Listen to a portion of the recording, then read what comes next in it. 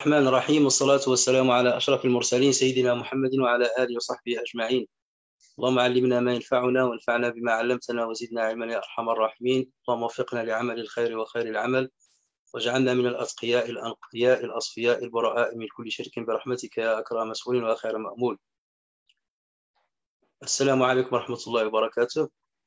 Donc aujourd'hui, nous sommes avec la troisième séance dans cette série que nous allons consacrer à la jurisprudence du jeûne dans l'école malikite.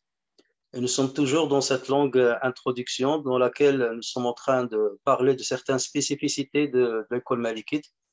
D'abord parler de son fondateur, l'imam Malik, rahimahullah.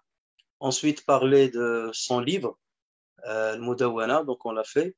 Ensuite parler des fondements de l'école malikite, il y a les preuves sur lesquelles il se base pour extraire des décrets religieux qui vont servir aux musulmans de gérer aussi bien leur vie cultuelle que leur vie sociale. Et nous étions justement en train d'exposer les différents fondements jurisprudentiels de l'école malikite. Et on a dit que les savants ont divergé sur leur nombre. Certains ont même parlé de 27 fondements, certains ont parlé d'une vingtaine, beaucoup ont parlé de 16 fondements. Mais on a dit que si on fusionne certains fondements, puisqu'il y a une ressemblance, on arrive grosso modo à 13 fondements. Le premier fondement, c'est le Coran, bien entendu, et ça c'est le cas pour tous les savants. Ensuite, il y a la Sunna du prophète sallallahu alayhi wa sallam, avec quelques spécificités, comme on l'a vu. Est-ce qu'on prend en compte le hadith mursal ou pas? Ensuite, il y a le consensus des savants, et on a vu dans quel cas on le prend en compte. Le consensus donc, qui est explicite et le consensus qui est implicite. Ensuite, nous avions parlé de l'qiyas, du raisonnement analogique, et on a parlé des quatre piliers du raisonnement analogique, et dans quel cas on utilise ce raisonnement analogique pour répondre à certaines questions dont on ne trouve pas de questions d'une manière directe dans les textes scripturaires. Donc ces quatre fondements que j'ai cités, ce sont en général les fondements sur lesquels les quatre madhahib se fondent et se basent. C'est très rare de trouver une école qui ne les prend pas en compte. Par exemple, le Zahiriya ne prennent pas en compte Al-Qiyas. Ensuite, donc, il y a un cinquième fondement, et celui-ci, il est spécifique, mais vraiment spécifique pour l'école malikite, et personne ne le prend en compte. Il s'agit de la pratique des Médinois. Amalu ahli al-Madina. Comme vous le savez, Médine occupe une place très importante dans l'histoire de l'islam, de par la présence du prophète sallallahu alayhi wa sallam jusqu'à la fin de sa vie, pendant une dizaine d'années, les 10 dernières années du prophète sallallahu alayhi wa sallam ont été passées à Médine, et c'est là justement que la majorité des textes liés à des injonctions, des interdictions, des décrets religieux a été révélée. Et c'est là où les compagnons ont vécu, même après la mort du prophète sallallahu alayhi wa sallam. C'est la ville où se trouvait la plus grande concentration des compagnons du prophète sallallahu alayhi wa sallam, surtout que Omar ibn Khattab radiyallahu anhu interdisait aux grands compagnons de quitter Médine pour préserver la sunna du prophète sallallahu alayhi wa sallam. Alors donc, l'imam Malik donc, prend en compte la pratique des gens de Médine. Autrement dit, sur certaines pratiques, sur certains actes rituels ou transactionnels, les Médinois étaient mieux placés que n'importe quel autre musulman à travers le monde, puisque c'est là où on a préservé la tradition du prophète sallallahu alayhi wa sallam. Donc l'imam Malik, quelque part, voyait que la religion à Médine était préservée, beaucoup plus préservée qu'ailleurs, et ne pouvait pas être altérée ou modifiée en si peu de temps, puisque lui-même, il a vécu avec des successeurs qui eux-mêmes avaient vécu avec des compagnons, donc forcément, la tradition prophétique était très très bien préservée dans cette ville. Et l'imam Malik a pris donc en compte cette considération, ce qu'il considère que la pratique des gens de Médine, c'est comme une sunna notoire. Rappelez-vous, la dernière fois, je vous ai dit que lorsqu'on parle du hadith, il y a le hadith singulier qui peut être rapporté par une, deux, trois personnes d'une génération à une autre.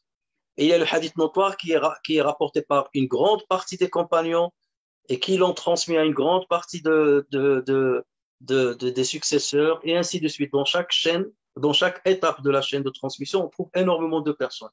Et lorsqu'on parle d'un hadith notoire, c'est un hadith qui est authentique à 100%, parce qu'on ne peut jamais imaginer qu'un groupe de musulmans soit accordé à mentir sur le prophète sallallahu alayhi wa sallam ou sur ses compagnons, ou à transmettre une parole mensongère sur le prophète sallallahu alayhi wa sallam. Forcément, dans un groupe, il y aura forcément un qui va refuser de quelque part participer à la transmission d'un mensonge. Donc, Imam Malik considère que dans la sunna, de toute façon, il y a la sunna vocale, ce que le prophète sallallahu alayhi wa sallam a dit, et il y a la sunna de pratique, les actes du prophète sallallahu alayhi wa sallam. Et les actes-là ont été préservés. Ils ont été transmis à une grande partie des compagnons qui eux-mêmes l'ont transmis aux successeurs. Et comme il y avait la majorité des compagnons étaient à Médine, et il y avait énormément de successeurs qui les ont fréquentés étaient à Médine, donc forcément, l'imam Malik considère que la pratique du prophète sallallahu alayhi wa sallam était préservée d'une manière notoire.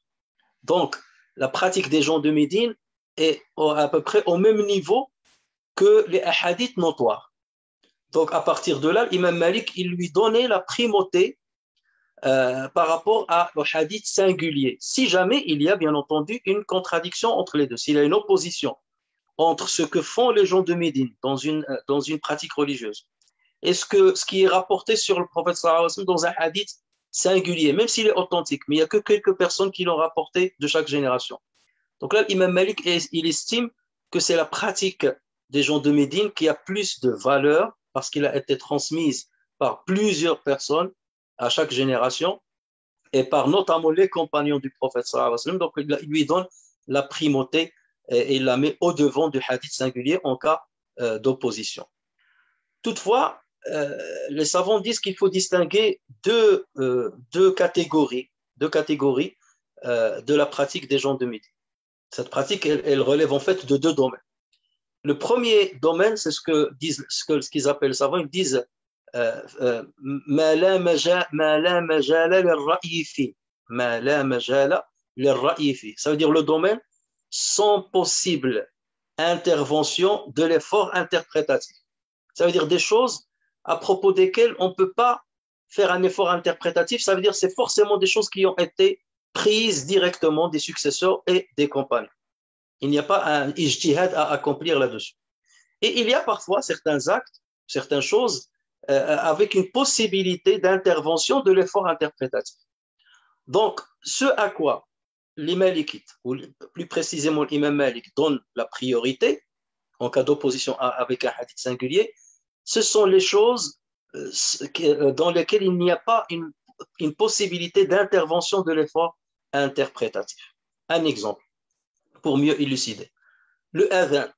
Vous savez qu'il y avait deux types de adhan. Il y avait le adhan de la Mecque et il y a le adhan de Médine. C'est pour cela que vous voyez, par exemple, dans les pays maghrébins, vous avez un adhan, par exemple, Allahu Akbar, on l'a dit seulement 2 fois. En Orient, on le dit 4 fois. Alors, l'imam Malik, concernant l'adhan, qu'est-ce qu'il dit? Il dit, moi, je suis né dans la ville de Médine, j'ai fréquenté des successeurs qui eux-mêmes ont fréquenté des compagnons, qui eux-mêmes ont fréquenté le prophète, et le adhan se faisait de cette manière. Allahu Akbar, seulement 2 fois, à haute voix. Donc, pour lui, il est impossible que ce soit les compagnons ou les successeurs qui ont apporté un modificatif à l'adhan. C'est une pratique qui se faisait quotidiennement du vivant du prophète sallallahu alayhi wa sallam, 5 fois par jour, pendant des années, et ce fut le cas à l'époque des califes qui ont préservé la tradition prophétique, et ainsi de suite jusqu'à l'époque de l'imam Malik, donc quelques dizaines d'années après. Donc on ne pouvait pas penser que ce adhan est quelque chose qui a été forgé. Il en est de même pour l'iqama. Donc là, Imam Malik va dire, je vais donner la priorité à la pratique des gens de Médine concernant le adhan et concernant l'iqama pour accomplir la prière. Il en est de même dans l'unité de mesure. Vous savez que les musulmans, l'unité de mesure chez eux, on mesurait avec le poids ou on mesurait avec le volume. Et il pesait beaucoup avec le volume, tout ce qui concerne l'orge, le blé, ainsi de suite, certains aliments. Et on parlait de sa'. Et vous savez très bien, même dans le zakat, zakat al-fitr ou bien même dans zakat de certains produits agricoles, par exemple, on utilise ça. Mais comment savoir combien mesure ça? Quel est le volume de ça? Donc là, le sa qu'utilisait le prophète sallallahu alayhi wa sallam, ça va être le sa qui va être préservé à Médine. Et vous allez trouver d'autres. Et le sa, c'est quoi? C'est un récipient, en fait, qui contient un certain volume. Vous allez trouver que dans des autres pays, il y a le sa, mais il va y avoir une petite différence sur quelques millilitres. Hein, sur quelques millilitres. Mais quel est le sa le plus fiable? Forcément, ça va être celui de Médine, parce que c'est ce que le prophète sallallahu alayhi wa sallam a utilisé, et donc les gens le fabriquaient en copiant les uns sur les autres et en copiant sur le sa du prophète sallallahu alayhi wa sallam. Et vous avez jusqu'à aujourd'hui des gens qui ont le sa et qui te disent ce sa-là, je l'ai apporté de mon père, qu'il a apporté d'un tel, qu'il a apporté, ou bien de mon cher, qu'il a apporté de un tel, de un tel, de un tel, jusqu'au prophète sallallahu alayhi wa sallam, ou qui a été fabriqué conformément au sa du prophète sallallahu alayhi wa sallam, avec une chaîne de transmission valide jusqu'au prophète sallallahu alayhi wa sallam. Bisanadin muttasil. Donc forcément, le sa de Médine va être beaucoup plus fiable et beaucoup plus respectueux du sa du prophète sallallahu alayhi wa sallam. Donc sur ce point-là, l'imam Malik va avoir la primauté en comparaison avec d'autres imams qui ont trouvé une autre unité de mesure, bien le même sa, mais avec des petites, avec plus ou moins de volume dans d'autres pays. Donc voilà, là, l'imam Malik va donner la priorité à la pratique des gens de Médine. Il en est de même pour la zakat. Quelles sont les catégories sur lesquelles la zakat est imposée? Est-ce qu'on va donner la zakat sur les légumes? Est-ce qu'on va donner la zakat que sur le blé? Est-ce qu'on va donner la zakat sur tel produit ou tel autre produit? Donc là, forcément, les gens de Médine, parce qu'ils étaient avec le prophète sallallahu alayhi wa sallam, vont être les meilleurs connaisseurs des catégories de zakat à sortir et de combien, qu'est-ce qu'il faut sortir comme zakat, la qualité et la quantité. Donc là, Imam Malik va donner la priorité à eux. Il en est de même dans certains actes de vente. Donc à Médine, il y avait le marché, les gens, donc ils vendaient, ils achetaient, il y avait des actes, uqud al-bay' al-shira, qu'il y avait entre eux. Donc ces actes-là, le prophète sallallahu alayhi wa sallam donnait son avis dessus. Vous faites comme ça, ne faites pas comme ça. Donc les gens de Médine vont préserver cette pratique-là, pratique qui était visible à l'époque du prophète sallallahu alayhi wa sallam. Donc l'imam Malik va dire, bon, les gens de Médine sont beaucoup plus fiables pour décider de comment doivent être les actes de vente que d'autres personnes qui sont ailleurs, parce qu'il y a un risque ailleurs que d'autres pratiques soient infiltrées ou qu'il y ait une modification de ce genre de transaction. Donc voilà pourquoi l'imam Malik s'est distingué de toutes les autres écoles par ce fondement-là sur lequel il se base énormément. Et d'ailleurs, dans le Muwatta de l'imam Malik, vous trouvez, lorsqu'il cite les hadiths, à la fin, parfois, il dit et cette pratique-là n'était pas connue chez nous, ça veut dire n'était pas connue chez les gens de Médine, donc je ne vais pas l'utiliser. Ou c'est ce qui était le plus connu chez nous. Et dans ce cas, il va la prendre en compte. Donc ça, c'est le cinquième fondement. Amalu ahli al-Madina. Ensuite, il y a un sixième fondement, c'est ce qu'on appelle qawlu as-sahabi, l'opinion du compagnon. Alors, vous savez que lorsqu'un compagnon va donner un avis concernant une affaire, c'est de deux choses l'une. Ou bien c'est son avis personnel sur cette affaire, ou bien il a dû recueillir cette information du prophète sallallahu alayhi wa sallam directement ou de certains compagnons qui ont côtoyé le prophète sallallahu alayhi wa sallam et qui l'ont questionné dessus. Donc l'avis d'un compagnon peut avoir une force de loi au cas où on ne trouve pas un hadith ou au cas où on ne trouve pas un verset coranique concernant une question bien déterminée. Donc là, on peut recourir à l'avis d'un compagnon. Sauf que cet avis-là, bien entendu, on doit être sûr que le compagnon l'a dit. Donc il faut être sûr de la validité de ce qu'on a rapporté sur ce compagnon. Et il faut aussi également être sûr que ce n'est pas un avis personnel du compagnon. Parce que nous savons très bien que parfois les compagnons diverger entre eux sur certaines affaires. Donc, dès lors qu'on voit que les compagnons ont divergé sur une affaire, donc dans ce cas, on a le choix avec d'autres moyens de choisir tel avis ou tel autre avis. Mais si, concernant une situation, il n'y a qu'un seul avis d'un compagnon qui ne contredit pas le Coran et la Sunna, et qui va un petit peu dans le sens de l'effort intellectuel qu'on peut mener pour répondre à cette question, dans ce cas, on peut recourir à l'avis de Sahabi. Pour vous citer un exemple, bien entendu, on peut s'élargir. Là, je suis en train vraiment de récapituler seulement pour vous donner un avis sur la manière avec laquelle on accomplit l'ijtihad pour donner des avis juridiques. Mais peut-être qu'on aura l'occasion de nous concentrer sur ilm usul fiqh et s'élargir, de nous élargir beaucoup plus sur ce domaine-là. Prenons un exemple. Omar ibn Khattab, lorsqu'il était calife, c'est lui qui prêchait le vendredi. C'est lui qui assurait les prêches du vendredi. Et il lui est arrivé, lors d'un prêche, pendant le prêche, de citer un verset coranique qui coïncide, ou bien pour lequel il convient d'accomplir une sajda. Vous savez, il y a 15 passages dans le Coran dans lesquels il y a des sajdas, 15 passages en général, mais les Malikites, ils considèrent qu'il n'y a que 11, où il convient, c'est pas une obligation, où c'est une sunna de se prosterner. Donc, Sayyidina Abu Bakr Siddiq, lorsqu'il a cité ce verset-là, qu'est-ce qu'il a fait? Il est descendu de la chaire, de le minbar, et il s'est prosterné. Et tous les musulmans l'ont suivi. Ceux qui étaient devant lui se sont prosternés pendant le prêche du vendredi. La semaine d'après, Omar ibn Khattab, dans un autre prêche, il a cité un verset où il convient justement de se prosterner. Et à peine il a cité, les musulmans, ils ont commencé à se lever pour se prosterner. Ils s'attendaient à ce qu'il le fasse, comme il le fit la semaine d'avant. Mais là, Omar ibn Khattab, il leur a dit, ala rislikum, attendez, ala rislikum, inna Allah lam yaktubha alayna illa an nasha. Il leur a dit, attendez, Dieu ne nous l'a pas prescrit, sauf si on veut.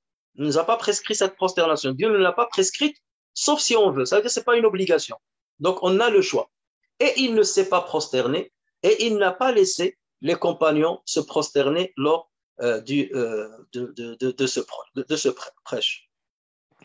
Alors, l'imam Malik, à son époque, il a vu que tous les imams qui prêchaient le vendredi, lorsqu'ils abordaient un verset, lorsqu'ils mentionnaient un verset où il convient de se prosterner, ils ne se prosternaient pas. Ils ne se prosternaient pas. Là, dans ce cas-là, qu'est-ce qu'il a dit l'imam Malik? Il a dit, dans ce cas, je vais privilégier la pratique des gens de Médine par rapport à la vie de Omar ibn Khattab. Parce que de toute façon, Omar ibn Khattab, il s'est prosterné une fois, il ne s'est pas prosterné une autre fois. Et comme lui-même, il a dit, Dieu ne l'a pas prescrite, c'est-à-dire ne nous a pas obligés à le faire, sauf si on veut. Donc sa parole-là, je vais la prendre en compte. C'est un avis qu'il a donné, c'est que forcément, il a dû l'entendre du prophète sallallahu alayhi wa sallam. Il ne peut pas lui-même forger un avis de ce genre. Donc, dans ce cas, je prends en compte cet avis-là et on ne va pas se prosterner puisqu'il ne l'a pas fait. Et supposons que Omar ibn Khattab l'a fait tout le temps et que les Médinois l'ont fait tout le temps, on va penser que c'est une obligation, qu'il faut le faire. Alors que la parole de Omar ibn Khattab est devenue quelque part une loi que l'imam Malik a pris en compte. Et vous trouverez d'autres imams qui vont dire non, il convient de se prosterner. Et l'imam il convient à ce qu'il descende de le minbar, de se prosterner, les autres le suivent. Donc, vous voyez bien que dans certains cas, on peut recourir à l'avis d'un compagnon. Sauf que les Malikites, qu'est-ce qu'ils disent? Ils disent l'avis du compagnon, ce n'est pas un fondement par lui-même. Ce n'est pas un fondement par lui-même, mais c'est un fondement qui soutient un autre. C'est un fondement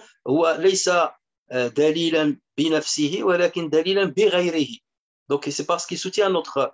Dans le cas, l'exemple qu'on a donné, c'est le hadith rapporté par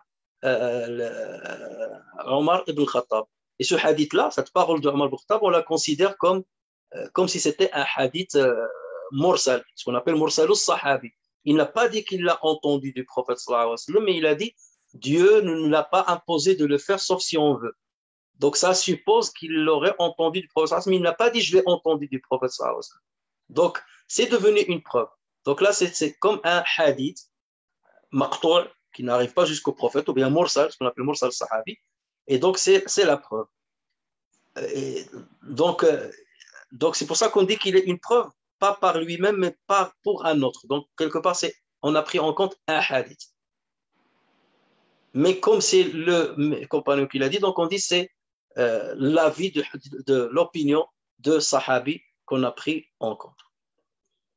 Donc ça, c'était le sixième fondement. Le septième fondement, c'est ce qu'on appelle al-maslaha al-mursala. Al-maslahatul mursala, l'intérêt général indéterminé.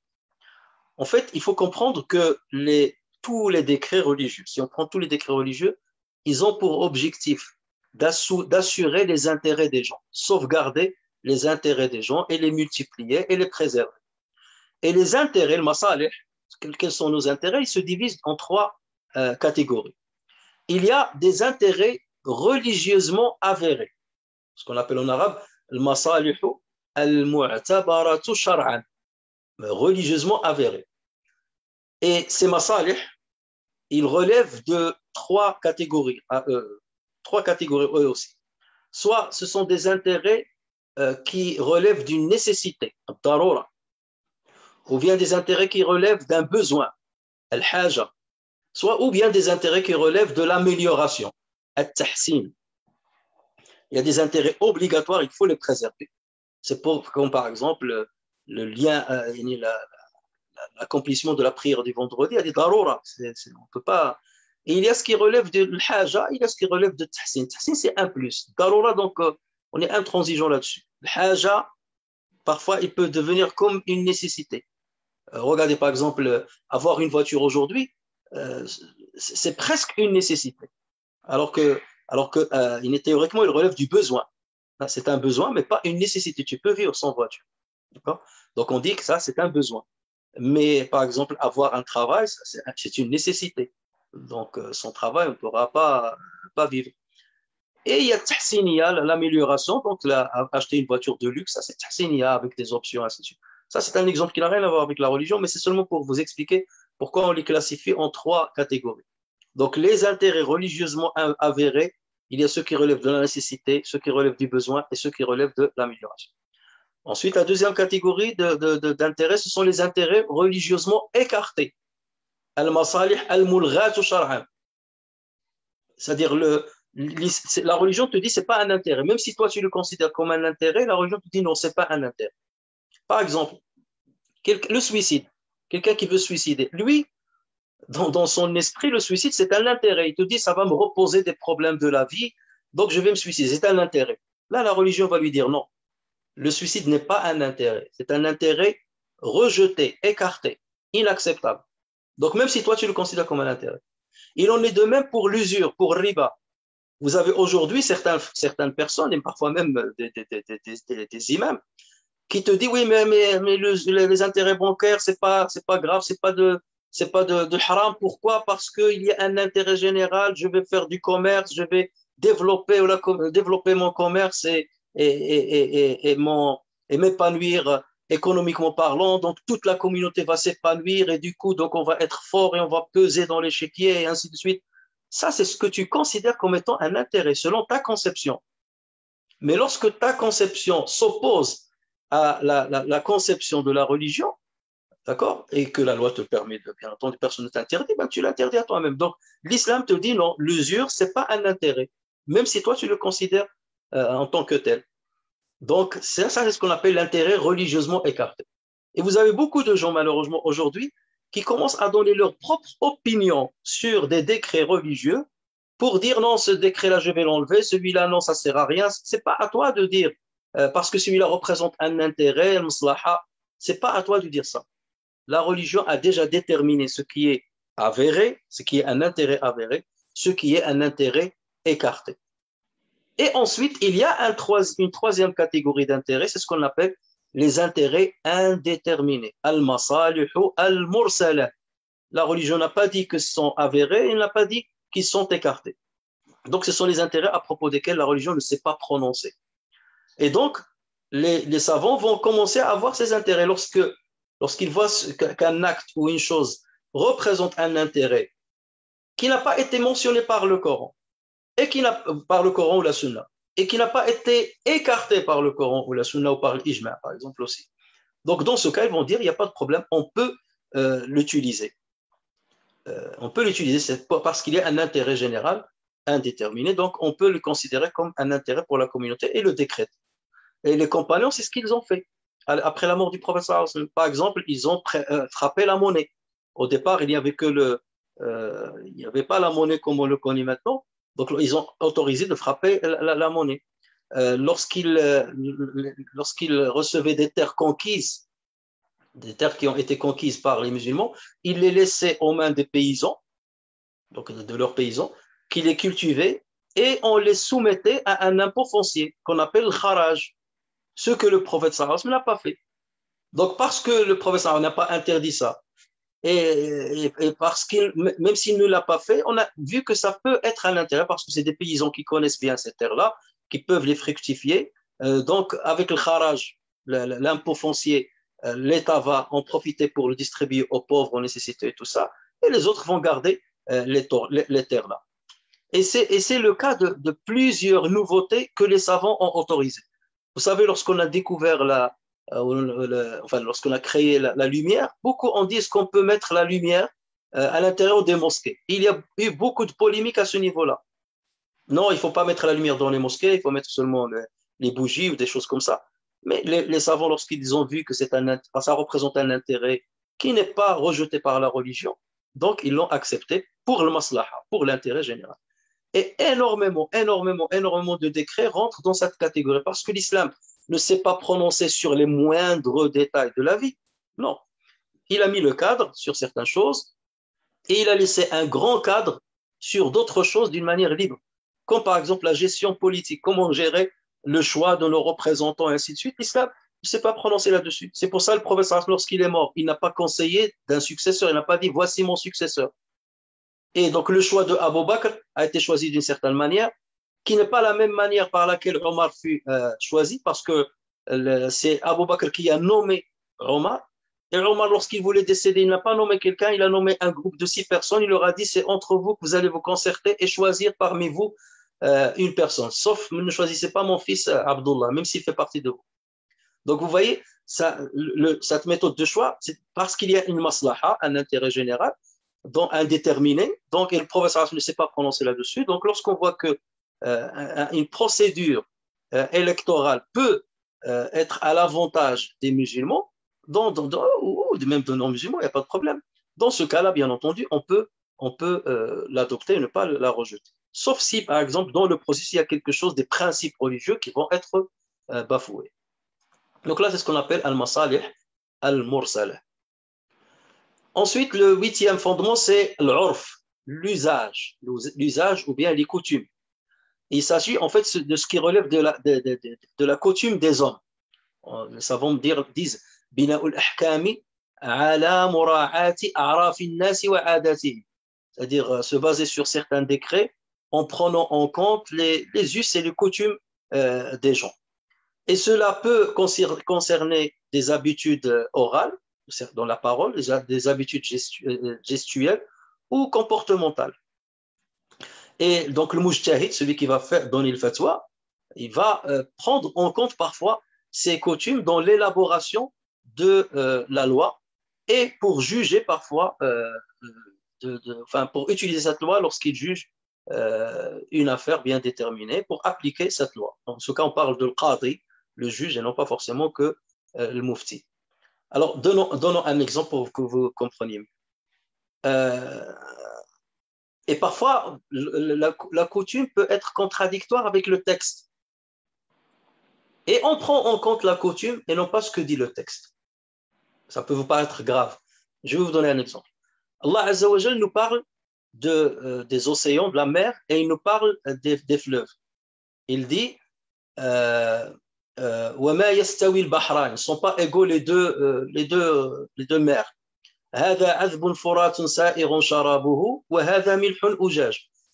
En faisant référence aux rivières, ils disent celle-là, leur eau, elle n'est pas salée, elle est douce et tout, alors que celui-là, c'est-à-dire l'océan, son eau est salée. هذا ملح أجاج. Et après, il a dit وَمِنْ كُلٍّ تَأْكُلُونَ لَحْمًا طَرِيًّا.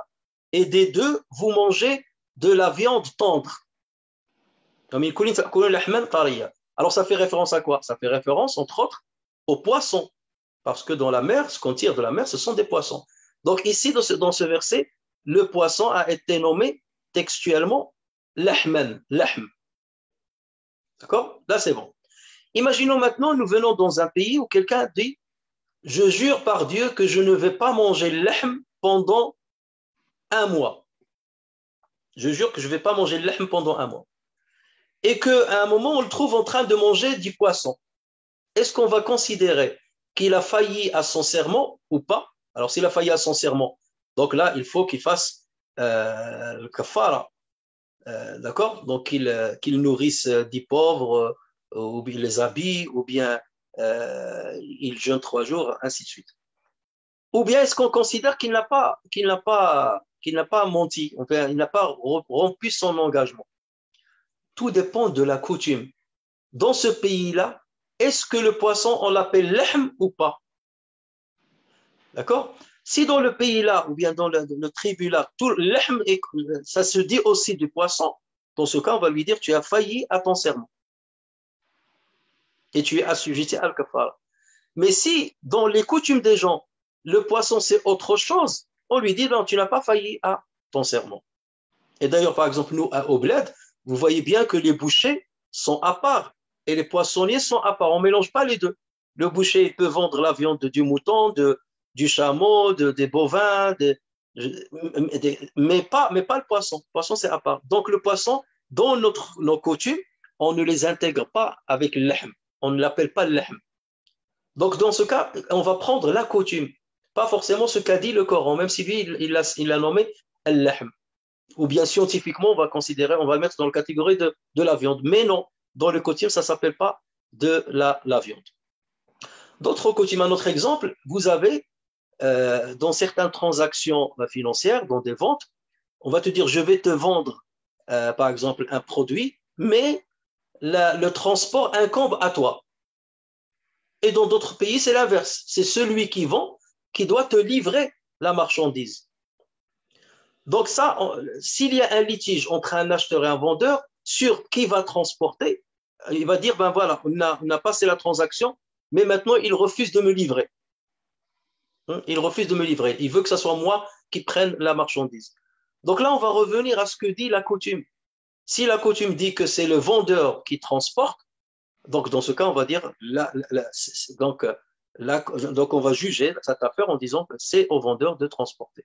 Et c'est pour ça que les savants ont émis une règle juridique dans laquelle ils disent al-ma'ruf urfan, al-ma'ruf urfan, kal-mashrut shartan. Ce qui est connu dans l'usage a la même valeur que la condition qu'on met dans les actes. Les conditions qu'on met dans les actes. Parce que l'urf dit ça. Donc, c'est comme ça qu'on va suivre à l'urf. C'est le cas aussi pour la pension alimentaire d'un père, par exemple, qui a divorcé sa femme et qui a des enfants. Donc, vous savez qu'il est assujetti à une pension alimentaire. Comment on va déterminer la pension alimentaire? C'est selon l'urf, ce qui est coutumier chez les gens. Un père qui a sa fonction, qui a son salaire, voilà combien d'habitude il paye. Et c'est comme ça qu'on va juger. On va dire, tu vas payer tant. Et pour d'autres, on va dire, tu vas payer tant. Dans un autre pays, il va te payer autrement. Et l'islam n'a pas précisé ce qu'il faut donner exactement. Il a seulement dit que donc incombe au père leur nourriture et leurs habillements. Mais il n'a pas bil ma'rouf, il a dit bil ma'rouf, c'est-à-dire conformément à ce qui est connu. Et donc dans ce cas, on revient à ce qui est connu. Donc ce sont les coutumes alors.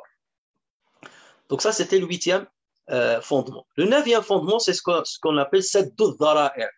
Et là, les Malikites l'ont beaucoup utilisé en comparaison avec d'autres écoles. Al-dhara'i', c'est le pluriel, dans ce qu'on peut traduire par la restriction d'accès. La restriction, d'accès, c'est dhara'i'. Alors, le dhara'i', c'est le singulier de dhari'a. Et dhari'a, c'est quoi? C'est le moyen qui mène à une chose. Un moyen qui conduit à une chose, on l'appelle dhari'a. Donc, parfois, on peut trouver un moyen qui est en lui-même licite. Mais parce qu'il risque de nous conduire à quelque chose de licite, donc le moyen aussi, on va le juger comme étant illicite. Donc, c'est pour ça qu'on va dire la restriction d'accès. On va fermer cet accès. Cet accès-là qui est en lui-même licite, On va le faire, mais on va le rendre illicite. Pourquoi? Parce qu'il risque de nous faire mener à quelque chose d'illicite. Et on dit la même chose, on dit l'ouverture d'accès. Ça, c'est lorsque, pour arriver à une chose obligatoire, il n'y a qu'un seul moyen, donc on va dire ce moyen-là devient obligatoire. Là, on parle de fath al-dhara'i et on parle de sadd al-dhara'i, la restriction d'accès. Et prenons un exemple. Les Malikites, par exemple, ils interdisent à ce que quelqu'un fabrique du vin pour le transformer en vinaigre. Nous savons très bien que le vinaigre est halal. Le vinaigre, il est licite. Le prophète sallallahu alayhi wa sallam l'utilisait dans ses sauces. Ni'mal idam al-khal, disait le prophète sallallahu alayhi wa sallam. Donc, mais Imam Malik, il a dit non, on va interdire la fabrication du vinaigre lorsque on va fabriquer le vin et ensuite le transformer en vinaigre. Pourquoi? Parce qu'il dit le fait de fabriquer le vin, donc le vinaigre lui-même est halal, mais le fait de fabriquer le vinaigre pour le transformer en vin, il y a un risque que ces personnes-là qui vont fabriquer le vin, qu'ils le consomment. Donc, pour éviter qu'ils le consomment, on va leur interdire justement cet accès-là. Alors que l'Ahnaf, eux, ils disent non, et c'est permis. C'est permis de fabriquer du vin à condition de le transformer en vinaigre plus tard. Et les Malikites, ils disent non. Si ça a été transformé par lui-même, ça veut dire un jus qui est lui-même, il a été délaissé, à un certain moment, il est devenu lui, il a fermenté, et après la fermentation, il a subi une transformation, l'acide, ce qu'on appelle l'alcool éthylique, s'est transformé en acide acétique par lui-même, donc ça devient du vinaigre en transformation complète. Dans ce cas, c'est licite, si ça a été fait d'une manière naturelle. Mais d'une manière artificielle, donc là, les Malikites, ils ne l'autorisent pas. Il y en a de même. Par exemple, les Malikites interdisent de vendre des raisins. Toi, tu as cultivé des raisins. Mais il t'est interdit de le vendre à une société ou à une personne lorsque tu es persuadé qu'il va le fermenter pour en faire du vin. Tu es un agriculteur, tu as des champs, et voilà qu'un viticulteur, une société qui fabrique le vin, vient acheter chez toi les raisins. Dans ce cas, il t'est interdit, selon le madhab maliki, de leur vendre tes raisins. Alors que vendre les raisins à la base, c'est halal. Mais parce que celui qui va te l'acheter va le transformer, va le fermenter en vin, et tu en es sûr, dans ce cas, il est interdit de lui vendre. Il en est de même pour la vente des armes. Si tu vends l'arme à quelqu'un et tu es persuadé que ce quelqu'un va utiliser cette arme pour commettre un crime ou l'utiliser pour menacer les gens, dans ce cas, il te devient interdit de vendre cette arme. Même s'il s'agit d'un simple poignard, alors que vendre un poignard à la base, c'est licite. Mais lorsque celui à qui tu vas le vendre, tu es persuadé qu'il va l'utiliser comme arme, dans ce cas, il t'est interdit de le vendre. Et ce principe-là, en général, le prophète sallallahu alayhi wa sallam l'a utilisé lorsqu'il a dit à Aïcha radiallahu anha, s'ils n'avaient pas peur que ça soit mal pris par ton peuple, j'aurais détruit le Kaaba et je l'aurais reconstruite sur les bases, sur les fondements de Ibrahim alayhi salam.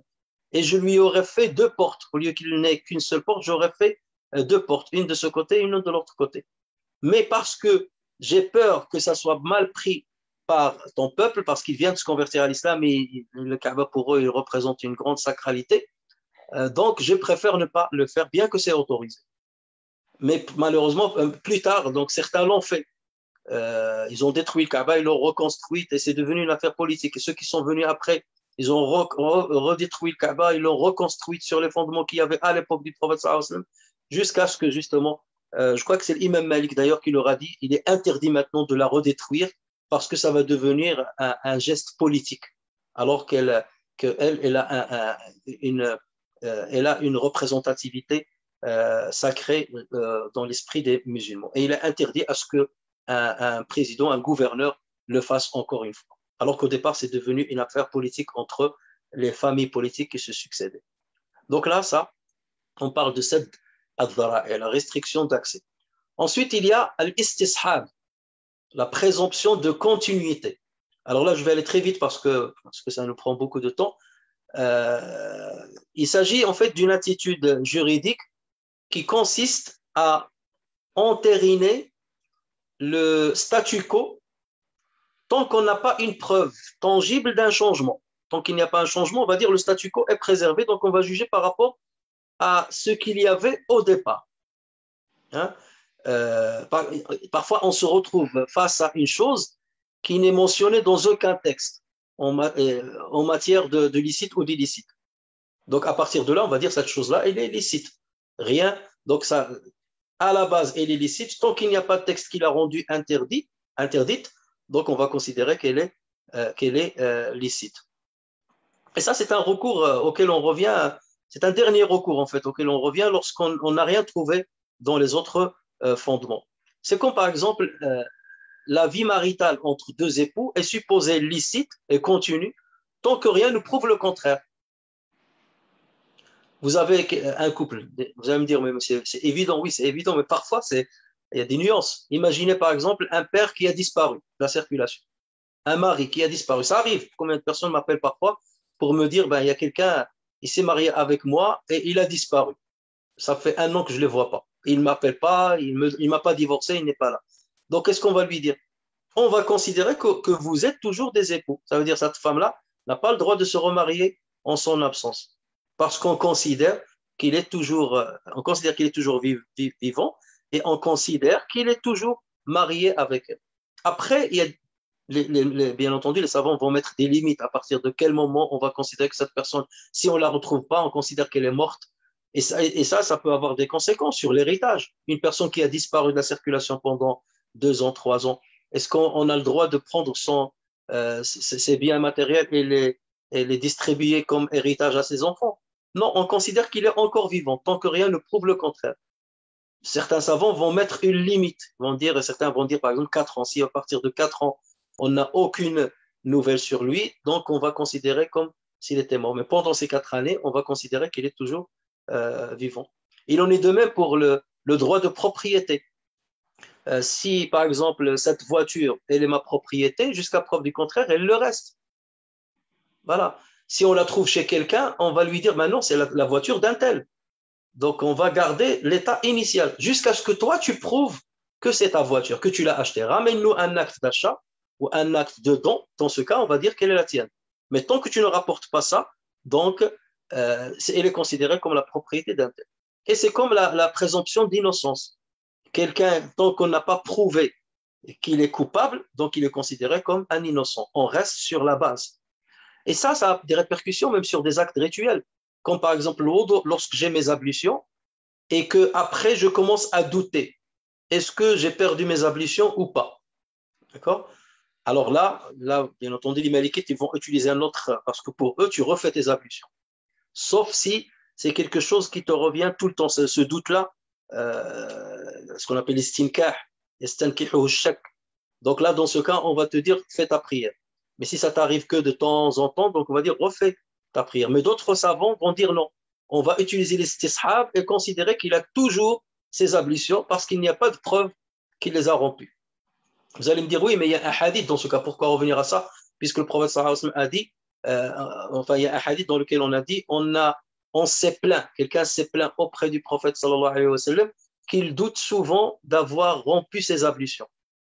Est-ce qu'il doit quitter sa prière et refaire les ablutions? Il a dit, non, tant qu'il n'a pas entendu un bruit, c'est-à-dire qu'il y a de l'air qui est sorti de lui, ou il n'a pas senti une odeur, il continue sa prière. Alors les Malikites les Malikites ont compris ce hadith différemment. Ils ont dit, quelqu'un s'est plaint auprès du prophète sallallahu alayhi wa sallam. Or, on ne peut se plaindre d'une chose que lorsqu'il se répète énormément de fois. Donc les Malikites, ils disent, ce hadith, on l'utilise pour celui qui a une vraie maladie. C'est-à-dire, ça lui arrive tout le temps. Dans ce cas, on va dire la présomption de l'wudu. Il a toujours le wudu. Mais pour quelqu'un, ça lui arrive une fois tous les tremblements de terre. Dans ce cas, il refait ses ablutions. Donc, vous voyez là, les Malikites, ils n'ont pas pris le principe là, alors que d'autres madhahib, les Shafi'ites et d'autres, en l'occurrence, l'ont pris en compte. Et c'est pour ça que certains vous disent, oui, mais les Malikites, ils ne prennent pas en compte la sunna. Regardez le hadith là, et pourtant, ils ne l'ont pas pris en compte. Non. Ils savent ce hadith-là, ils le connaissent très bien. Vous croyez que l'imam Malik ne connaîtrait pas ce hadith? Mais il le comprend autrement, lui. Il va te dire non.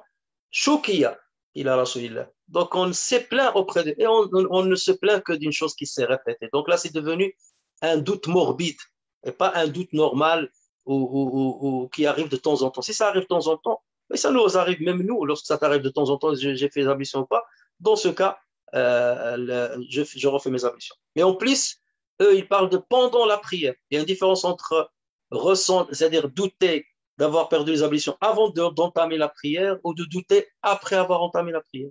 Et dans le hadith, il y a du shay'a fi salatihi. Donc, ils parlent dans la prière. Les Malikites, ils disent, ben, vous voyez, on parle d'un cas dans la prière et on parle de quelqu'un qui a une morbidité à ce niveau-là. D'accord? Donc, voilà. Donc, ça, c'est pour vous dire que la présomption de continuité peut être utilisée. Normalement, il est utilisé par tous les savants, toutes les écoles, y compris les Malikites. Mais faites attention, parfois, il peut s'opposer à un autre principe où le hadith sur lequel certains se sont basés, les autres l'ont compris et interprété autrement. Le 11e fondement, c'est le choix préférentiel, l'istihsan. Et là, il s'agit d'un procédé juridique qui consiste, sur la base d'une analyse rationnelle, de faire une ou deux choses suivantes. La première, soit abandonner un résultat évident d'un raisonnement analogique. Donc, on a parlé déjà de raisonnement analogique, le qiyas. Vous avez fait un qiyas, vous êtes parvenu à un résultat, d'accord? Mais ce résultat-là, vous allez l'abandonner pour un autre choix, et opter pour un autre choix moins évident, mais qui est plus approprié au contexte. D'accord? Donc, abandonner un résultat évident d'un raisonnement analogique en faveur d'un résultat moins évident, mais plus approprié à un contexte particulier. La deuxième chose, en quoi consiste l'istihsan?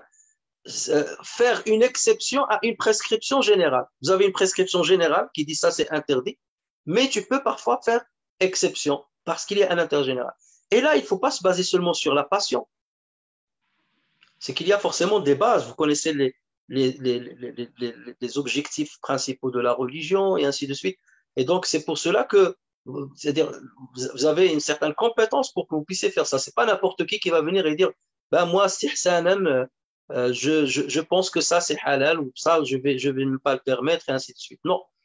Donc, c'est sur certaines bases, sur une certaine logique et pour un intérêt approprié au contexte ou à la situation ou à la personne à laquelle on parle. Et l'imam Malik, on rapporte sur lui qu'il a dit les 9/10 de l'ahkam al-fiqhiyya font partie de l'istihsan. Et les Malikites l'utilisaient plusieurs fois, mais il faut faire attention, là je ne rentre pas dans les détails, il y a un cadre à respecter, ce n'est pas ouvert à n'importe qui et n'importe comment. L'avant-dernier fondement, c'est ce qu'on appelle mura'atul khilaf. Mura'atul khilaf. La considération de l'avis divergent. Alors, c'est quoi la définition de ce principe-là? Les savants disent i'malu dalilin fi lazimi madlulihi alladhi u'mila fi naqidihi dalilun akhar. Alors, c'est un peu, ça paraît un peu compliqué. i'malu dalilin fi lazimi madlulihi alladhi u'mila fi naqidihi dalilun akhar. Je vais vous donner un exemple concret pour que vous compreniez de quoi on parle. Ça, cette définition, c'est celle qui a été donnée par Ibn Arafa. Ça veut dire on va donner une preuve, ou là on va utiliser un décret dont les conséquences d'un autre décret dans lequel on a utilisé une preuve opposée ou une preuve contradictoire. Je vais vous donner un exemple. Les Malikites considèrent qu'un mariage d'une fille qui n'est pas veuve ou qui n'a jamais été mariée ne peut être valide qu'avec plusieurs conditions, parmi lesquelles l'acceptation du tuteur. Et ils se sont basés sur un hadith du prophète sallallahu alayhi wa sallam. Tout mariage sans la présence d'un tuteur, c'est un mariage qui est caduc. Les Hanafites, eux, ils considèrent que non, une femme peut bien se marier elle-même, même si le tuteur n'est pas là. Sauf qu'eux, ils disent le tuteur peut venir et rendre caduc un mariage si sa fille, par exemple, s'il considère que ce mariage n'est pas bénéfique pour sa fille, qu'elle n'a pas pris son avis. Donc, dans ce cas, elle peut l'annuler. Mais s'il accepte a posteriori, il n'y a pas de problème. Les Malikites, non, ils disent que c'est une condition sine qua non pour la validité de ce mariage. D'accord?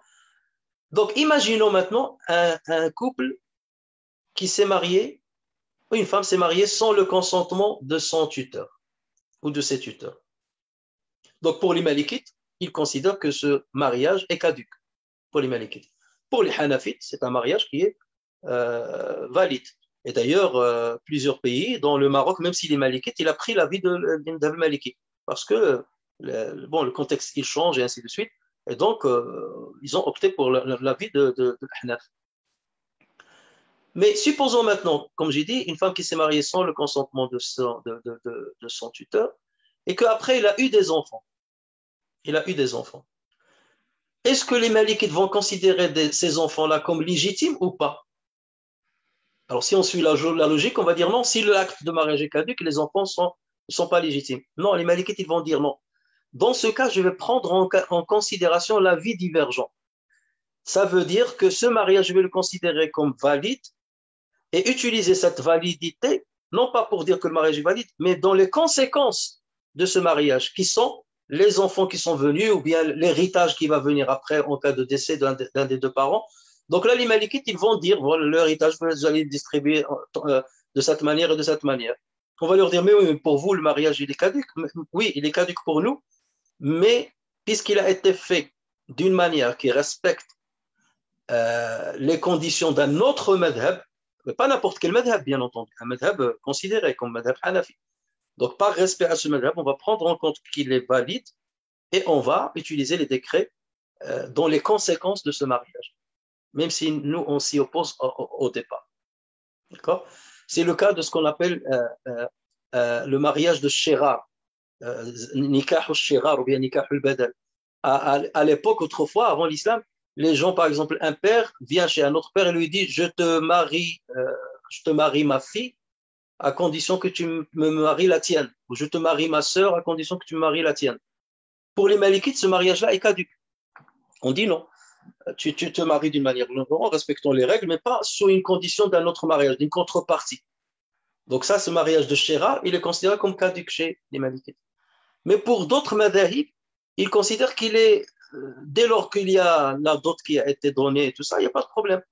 Donc ils disent que c'est considéré comme valide. Donc là aussi, les Malikites vont, même s'ils considèrent qu'il est caduc, vont, en cas de besoin, lorsqu'il faut trancher sur une question a posteriori sur les enfants, sur l'héritage ou autre, dans ce cas-là, ils vont utiliser les arguments des autres pour le valider quelque part, considérer l'avis divergent. Et ça parce que si on ne fait pas ça, quel est le problème qui peut arriver? Imaginez par exemple, une femme aussi s'est mariée avec quelqu'un sans le consentement de son tuteur. Et il l'a divorcée par 3 fois. Dans ce cas, on va lui dire, tu ne peux pas la restituer, sauf si elle se marie avec un autre mari. D'accord? Supposons que cette même femme ou ce couple-là vient poser la question aux Malikites. Voilà, on s'est marié sans tuteur. Elle va leur dire, votre mariage est caduc. Oui, mais nous, on l'a fait selon le madhab al-Hanafi. Et on s'est divorcé 3 fois. Est-ce qu'on peut considérer que parce que vous dites que c'est caduc, on va le faire maintenant avec un tuteur et considérer comme si c'est la première fois qu'on se marie. Et on remet les compteurs à zéro. Là, les Malikites vont leur dire non. On va considérer que vous êtes divorcé 3 fois. Même si à la base, on était contre la manière avec laquelle vous vous êtes marié. Et on considère l'avis donc divergent des autres madhab. Donc voilà, donc ça vous permet de voir un peu la flexibilité de madhab al-Maliki. Et enfin, et par là je termine les fondements sur lesquels se base le madhab Maliki, il y a ce qu'on appelle shar'u man qablana, les lois des peuples monothéistes qui nous ont précédés. Shar'u man qablana. Donc vous savez très bien que dans le Coran, il y a plusieurs histoires de ceux qui nous ont précédés, les autres peuples, de Banu Israël et ainsi de suite, par exemple. Sauf que, et parfois, ils nous parlent de certains décrets qui existaient à leur époque. Alors, ces décrets, ils relèvent de 3 catégories. Il y a des lois qui existaient autrefois chez les autres peuples monothéistes qui ont été abrogées par les lois musulmanes aujourd'hui. Par exemple, autrefois, chez d'autres peuples, chez d'autres religions, pour se faire pardonner parfois d'un péché, il faut se donner la mort, ou bien il faut se couper le nez ou bien l'oreille pour se faire pardonner. Ça a été abrogé en islam. Chez nous, il suffit de dire ou faire une tawba nasuh et Dieu accepte sans qu'il nous demande une mutilation physique. D'accord? Donc ça a été abrogé. Pareil, dans la réglementation d'autres religions monothéistes, si un nabi a été touché par une souillure, il fallait couper l'habit. Là où il y a la souillure, il fallait la couper et la jeter pour considérer que le reste de l'habit, on peut le porter. Dans notre religion, ce n'est pas le cas. Il suffit de laver la partie qui a été touchée par le souillure et garder son habit. Donc, la loi ancienne a été abrogée, on ne l'utilise plus. Ça, c'est la première catégorie des lois anciennement chez les autres religions qui ont été abrogées par les lois islamiques. La deuxième catégorie, ce sont des lois qui concordent avec les lois islamiques sur le principe ou sur les fondements, mais pas dans les détails.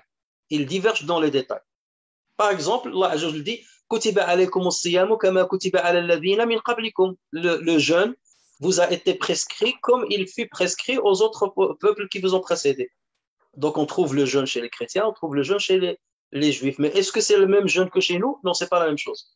Donc là, la religion musulmane, elle a ramené des modificatifs, une nouvelle variante de la prière, de zakat par exemple, du jeûne et d'autres choses. La troisième catégorie, c'est celle qui nous intéresse maintenant. Ce sont des lois. Donc dans les deux premiers cas, on prend la loi islamique. Voilà. Et on ne prend pas en compte la loi des peuples qui nous ont précédés. Mais parfois, vous avez des lois qui n'ont pas été explicitement adoptées par la religion musulmane, mais qu'on retrouve dans les autres religions. Et on estime que ces lois, au lieu de rester dans un vide juridique, on peut les utiliser pour notre intérêt. Alors, est-ce qu'on a le droit de le faire ou de ne pas le faire? Ça dépend. Les Hanafites, les Malikites et quelques Shafi'ites, ainsi que l'imam Ahmed selon une version. À chaque fois, lorsque je vous dis selon une version, ça veut dire certains qui ont rapporté ça sur l'imam Ahmed, et il y a ceux qui ont rapporté le contraire. Donc les Hanafites, les Malikites, quelques Shafi'ites, ainsi que l'imam Ahmed lui-même, selon une version, disent qu'on peut adopter, dans ce cas-là, certaines lois des peuples monothéistes qui nous ont précédés. En revanche, la majorité des Shafi'ites, ainsi que l'imam Ahmed, selon une autre version, considèrent que ces lois n'ont pas à être adoptées par les musulmans. Prenons un exemple. Il y a ce qu'on appelle, ce que les savants appellent al-ju'ala. Ju'ala, c'est quoi? J'ai perdu quelque chose. J'ai perdu, voilà, j'avais un cheval ou ma voiture, j'ai perdu ma voiture, je ne l'ai pas retrouvée, ou j'ai perdu quelque chose qui m'appartenait, je l'ai perdu. Et donc là, je veux que les gens me la trouvent, la cherchent. Il y a quelqu'un qui a ouvert son micro. Merci de le fermer parce que ça nuit à l'enregistrement, s'il vous plaît. Alors, par exemple, je vais dire celui qui trouve. Par exemple, j'ai élevé par exemple un chaton. J'ai élevé un chaton, je l'ai perdu. Je dis celui qui trouve mon chat, je lui donne 20 euros. Ces 20 euros, on les appelle al-ju'ala.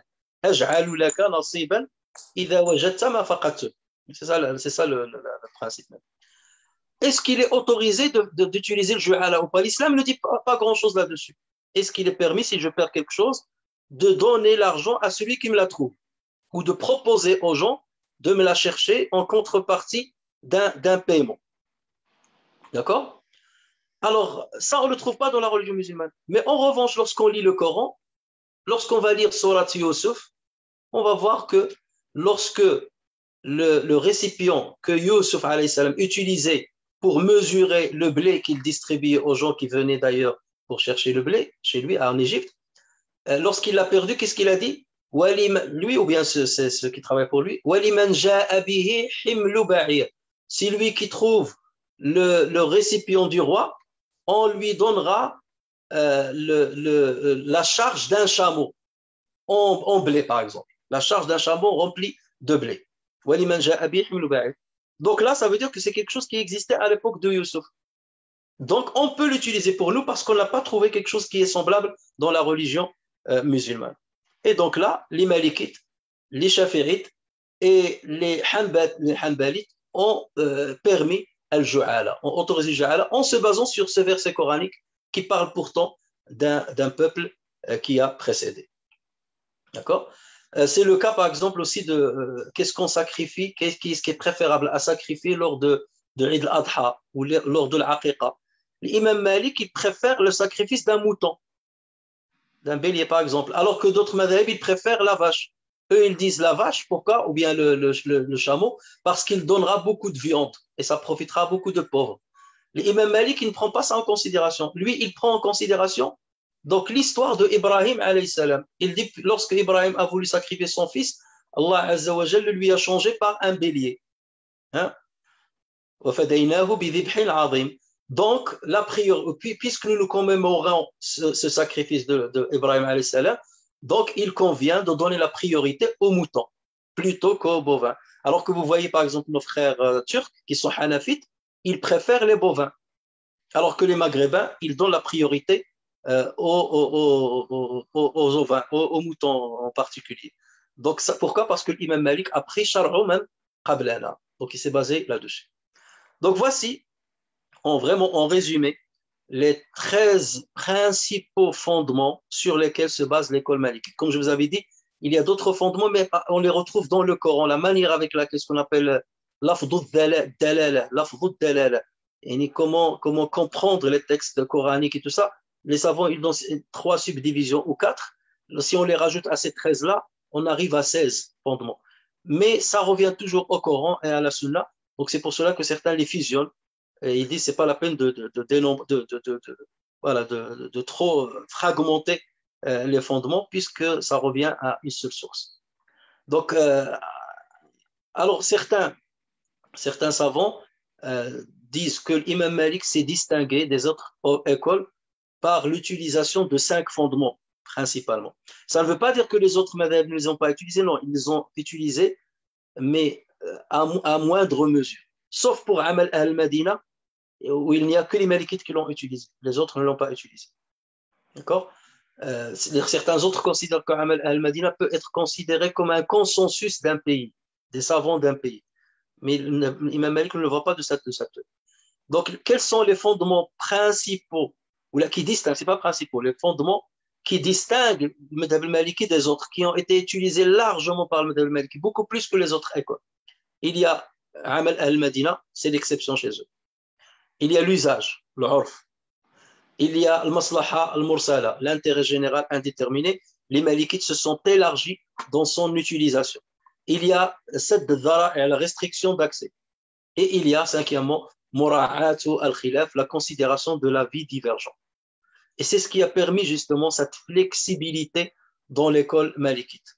Il leur a donné une grande flexibilité, une grande adaptabilité, remarquez au point que Napoléon, dans son expédition en Égypte, lorsqu'il a vu comment les musulmans géraient leurs affaires dans les marchés, les transactions et ainsi de suite, il a été surpris par l'avancée des musulmans dans le domaine juridique. Et c'est là où il a demandé à certains de ses conseillers de traduire les livres de référence des Égyptiens en matière de certaines lois sociales, certaines lois de transactions et ainsi de suite. Et parmi les livres qui ont été traduits, il y a le livre de Dardir, qui n'est autre que le commentaire de Cheikh Khalil, de Mukhtasar Cheikh Khalil dont on parlera. Et la France a pris dans ses décrets énormément d'articles qui se trouvaient dans les livres malikites.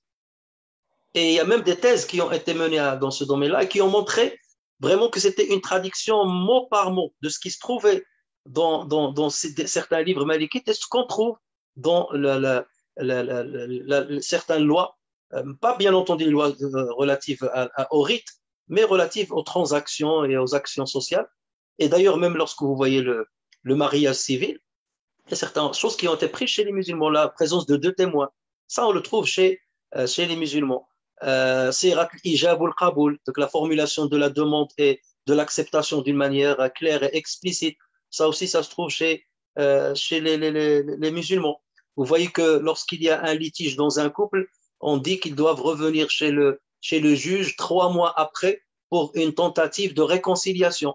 Pourquoi 3 mois? Ça a été pris chez les musulmans, la période de viduité dans le divorce, qui est de 3 cycles menstruels, à peu près 3 mois. Donc, ce sont des choses qui ont été inspirées de la jurisprudence et du droit islamique. Et d'ailleurs, l'Europe ne s'en cache pas. Beaucoup de pays européens le disent et des spécialistes universitaires le disent, donc sans aucun complexe. Donc ça doit quelque part nous montrer que notre religion se base sur des fondements très très solides et que notre jurisprudence se base sur une certaine logique et sur une procédure qui est très très raisonnable. Maintenant, je vais passer à un autre sujet, même si je vais prendre un peu de temps, mais j'aimerais bien terminer aujourd'hui avec ce sujet-là pour que l'on puisse aborder la semaine prochaine le sujet qui nous intéresse directement, savoir le jeûne. Donc, on va parler des ouvrages de référence chez les Malikites. Quels sont les ouvrages de référence chez les Malikites? Alors, il y a quatre catégories d'ouvrages chez les Malikites. Il y a ce qu'on appelle les ouvrages de base, al-kutub al-asliya, les ouvrages de base. Il y a les ouvrages juridiques détaillés, al-kutub al-fiqhiyya al-jami'a, qui détaillent beaucoup de choses et qui rassemblent beaucoup de choses. Il y a les ouvrages non spécialisés avec des références au fiqh maliki. Le kutub ghayr al-mutakhassa, ça veut dire ça peut être un livre d'exégèse, mais dans lequel on va citer des décrets juridiques qui se rapportent à l'école malikite.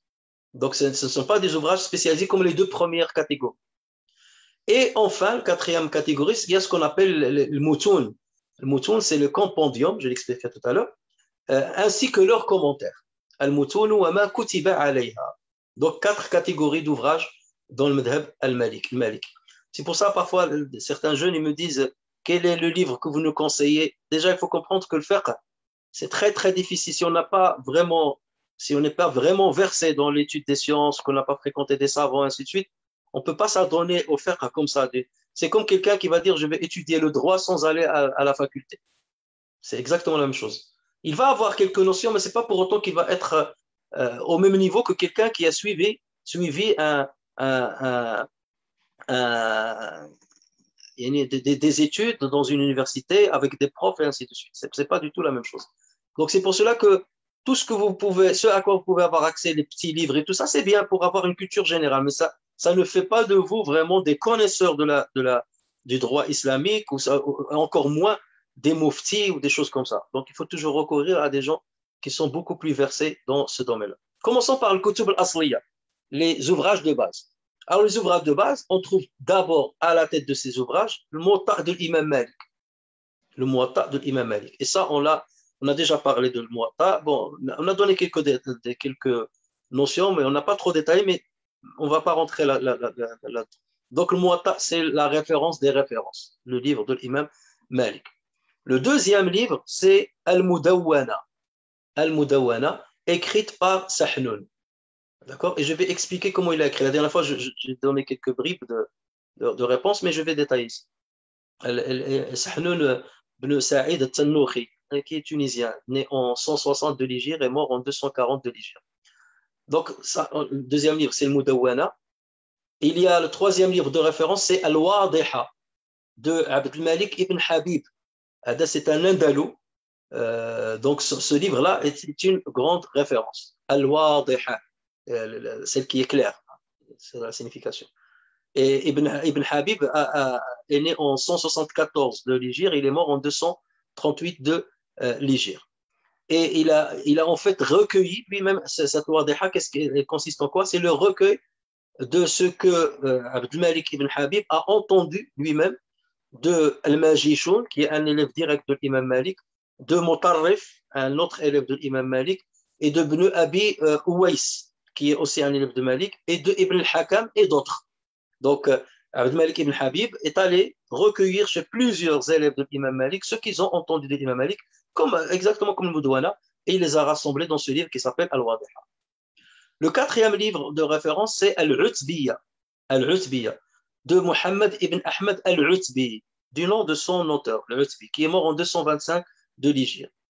Et on l'appelle aussi al-mustakhraja. Al-mustakhraja, c'est-à-dire celle qui est extraite. Al-mustakhraja, parce qu'elle a été extraite de ce que l'Utbi, rahimahullah, a entendu de l'imam Malik par ses différents élèves. Donc lui, il s'est basé sur Ibn al-Qasim, qui est en Égypte, sur Ashhab, sur Laythi, sur Shabtoun et sur Ibn Habib. Ibn Habib qui a écrit le Wadiha. Donc lui aussi, il s'est basé sur tout ceci pour écrire ce livre qui s'appelle le Mustakhraja ou bien Al-Utbiya.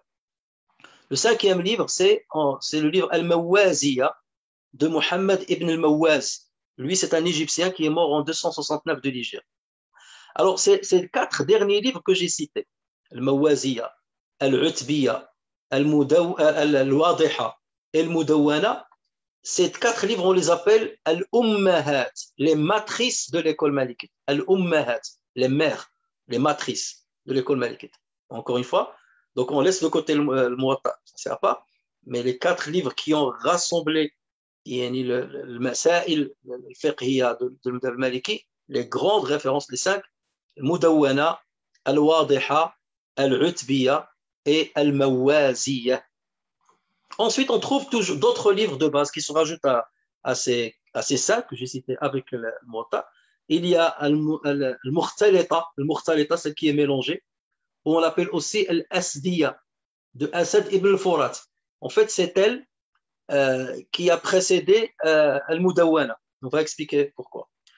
Le 7e livre de référence, c'est Al-Mabsuta, qui est étalé, Al-Mabsuta, de Ibn Abdous, qui est un Qayrawani, donc de l'Égypte, et qui est l'élève direct de l'imam Sahnoun ibn Sa'id al-Tannoukhi, qui a écrit Al-Mudawwana. Et lui, il est mort en 260 de l'Hégire. Mais sauf que ce livre-là, il a disparu. Al-Mabsuta, c'est un livre qu'on n'a pas reçu, mais plusieurs savants se sont appuyés dessus et dans leurs écrits, ils parlent de voilà ce qu'on a trouvé dans le Mabsuta. Mais le livre-là, on ne le trouve pas aujourd'hui. Ça n'existe pas, il n'est pas imprimé. Le 8e livre, c'est Al-Majmou'a de l'Qadi Ismail ibn Ishaq al-Basri, comme son nom l'indique, il est de Bassora, et qui est mort en 282 d'Hégire. Et le dernier livre, c'est An-Nawadir wa Ziyadat, un très beau livre, un très grand livre, An-Nawadir wa Ziyadat, de Ibn Abi Zayd al-Qayrawani, dont on va étudier son autre livre, Al-Risala, dans le domaine sur le chapitre de Siyam. Et donc Ibn Abi Zayd al-Qayrawani, lui, il est mort en 386 de l'Hégire. Et on considère que lui, c'est l'intermédiaire entre les anciens et le nouveau. Le-Mutaqaddimin ou le-Mutaakhirin. On dit que lui, il est entre les deux. Et lui, donc, dans le Nawadir wa Ziyadat, il a fait un assemblage de ce qui a été cité dans les ouvrages matrices. Les 4 ouvrages matrices. Donc, il a fait un assemblage de ces 4 ouvrages. Il a fait du tri, il a fait un travail de tamisage et tout. C'est un immense travail. Et on considère que c'est un des meilleurs livres qui ont été écrits. Donc, il fait partie de ces livres de base. Alors, juste maintenant, donc ça, c'est les ouvrages de base. Juste quelques données sur le Mudawwana, comment elle a été rédigée. Je vous en ai dit un mot la dernière fois, ou l'avant-dernière fois. Alors, le Mudawwana, certains disent qu'elle est plus importante que le Muwatta lui-même. Hein? Parce que le Muwatta, comme je vous ai dit, c'est seulement des ahadiths. Donc, c'est les preuves sous forme de hadith sur les décrets. Alors que le Mudawwana, dans ce livre-là, on a écrit, qui fait 6 volumes, avec le dernier volume où il y a le sommaire. Donc, on a mis tous les décrets juridiques sur les ramifications du droit islamique. Et pourquoi on dit qu'elle est importante? On dit parce qu'elle a été rédigée par 4 savants. Il a été rédigé par Asad ibn al-Furat, par Abdurrahman ibn al-Qasim, par Sahnoun ibn Sa'id al-Tannoukhi et par l'imam Malik. Parce que, comme je vous avais dit, le Mudawwana, c'est quoi? C'est le rassemblement de ce que l'imam Malik a donné comme fatawa. Rassemblement qui a été fait par Ibn al-Qasim. Sauf que Ibn al-Qasim, il a transmis ce qu'il a entendu à Asad ibn al-Furat. Et c'est là où je vais venir à ce savant. Asad ibn al-Furat ibn Sinan. C'est un homme, je vous en ai déjà parlé, touché un mot, Lui, il a vécu à Al-Qayrawan, donc en Tunisie, à Qayrawan, sauf qu'il est d'origine de Damas. Son père, il est venu de Damas, il l'a ramené tout petit, et donc il a grandi, il a appris, il a tout appris en Tunisie. Il est né en 145 de l'Hégire. Et donc, il s'est installé à Al-Qayrawan. Et au départ, il a commencé à fréquenter un grand élève plusieurs élèves de Imam Malik, mais surtout un des plus grands élèves de Imam Malik en Tunisie, c'est Ali ibn Ziyad. Ali ibn Ziyad, je l'ai déjà cité une autre fois, la dernière fois.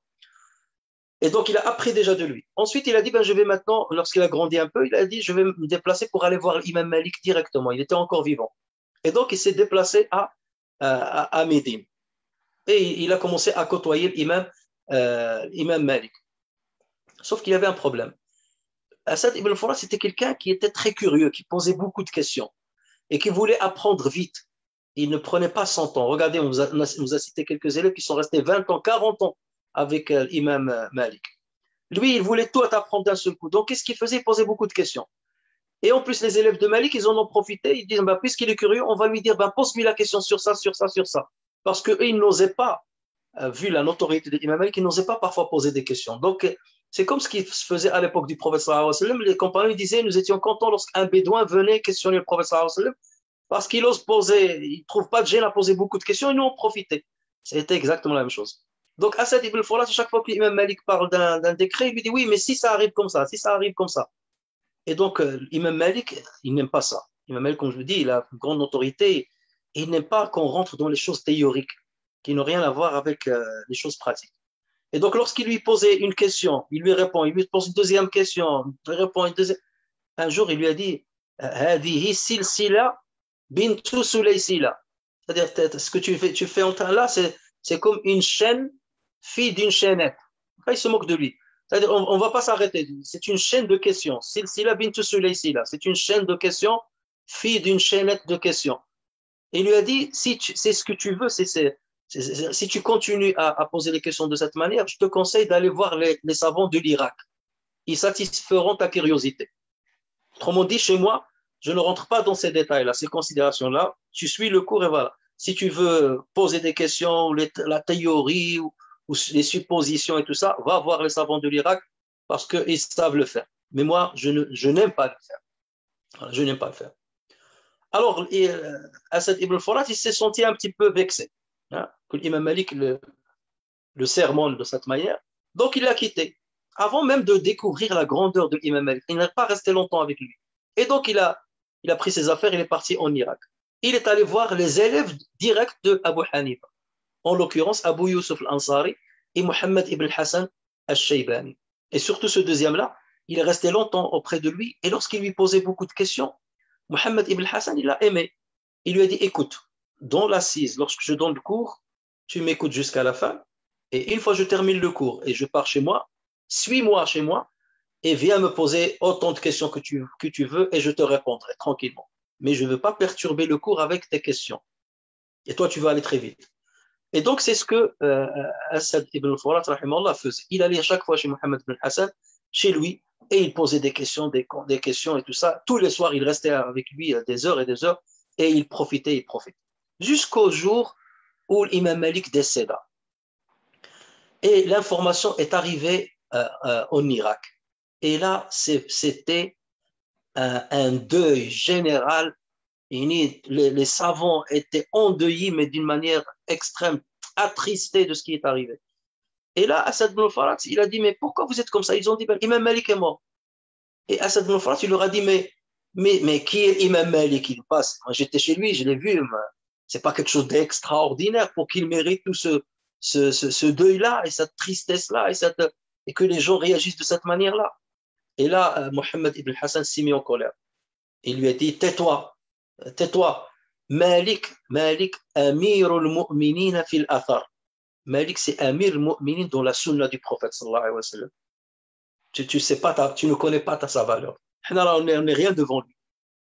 Et là, lorsqu'Asad ibn Furat a entendu ça, un témoignage de la part de Mohammed ibn Hassan, le cheikh qu'il considérait comme une sommité, donc il a dit, ça veut dire que même Mohammed ibn Hassan, auprès de qui je suis resté, il n'est qu'un élève devant l'imam Malik.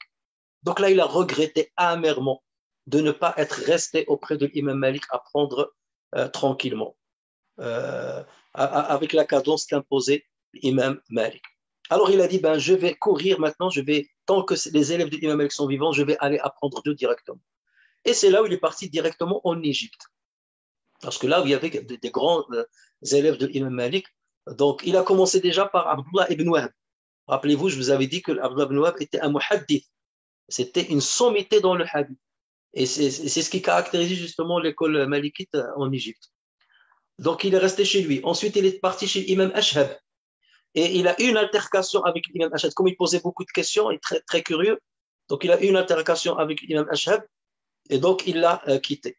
Et ensuite, il est allé voir Abdurrahman ibn al-Qasim, rahimahullah.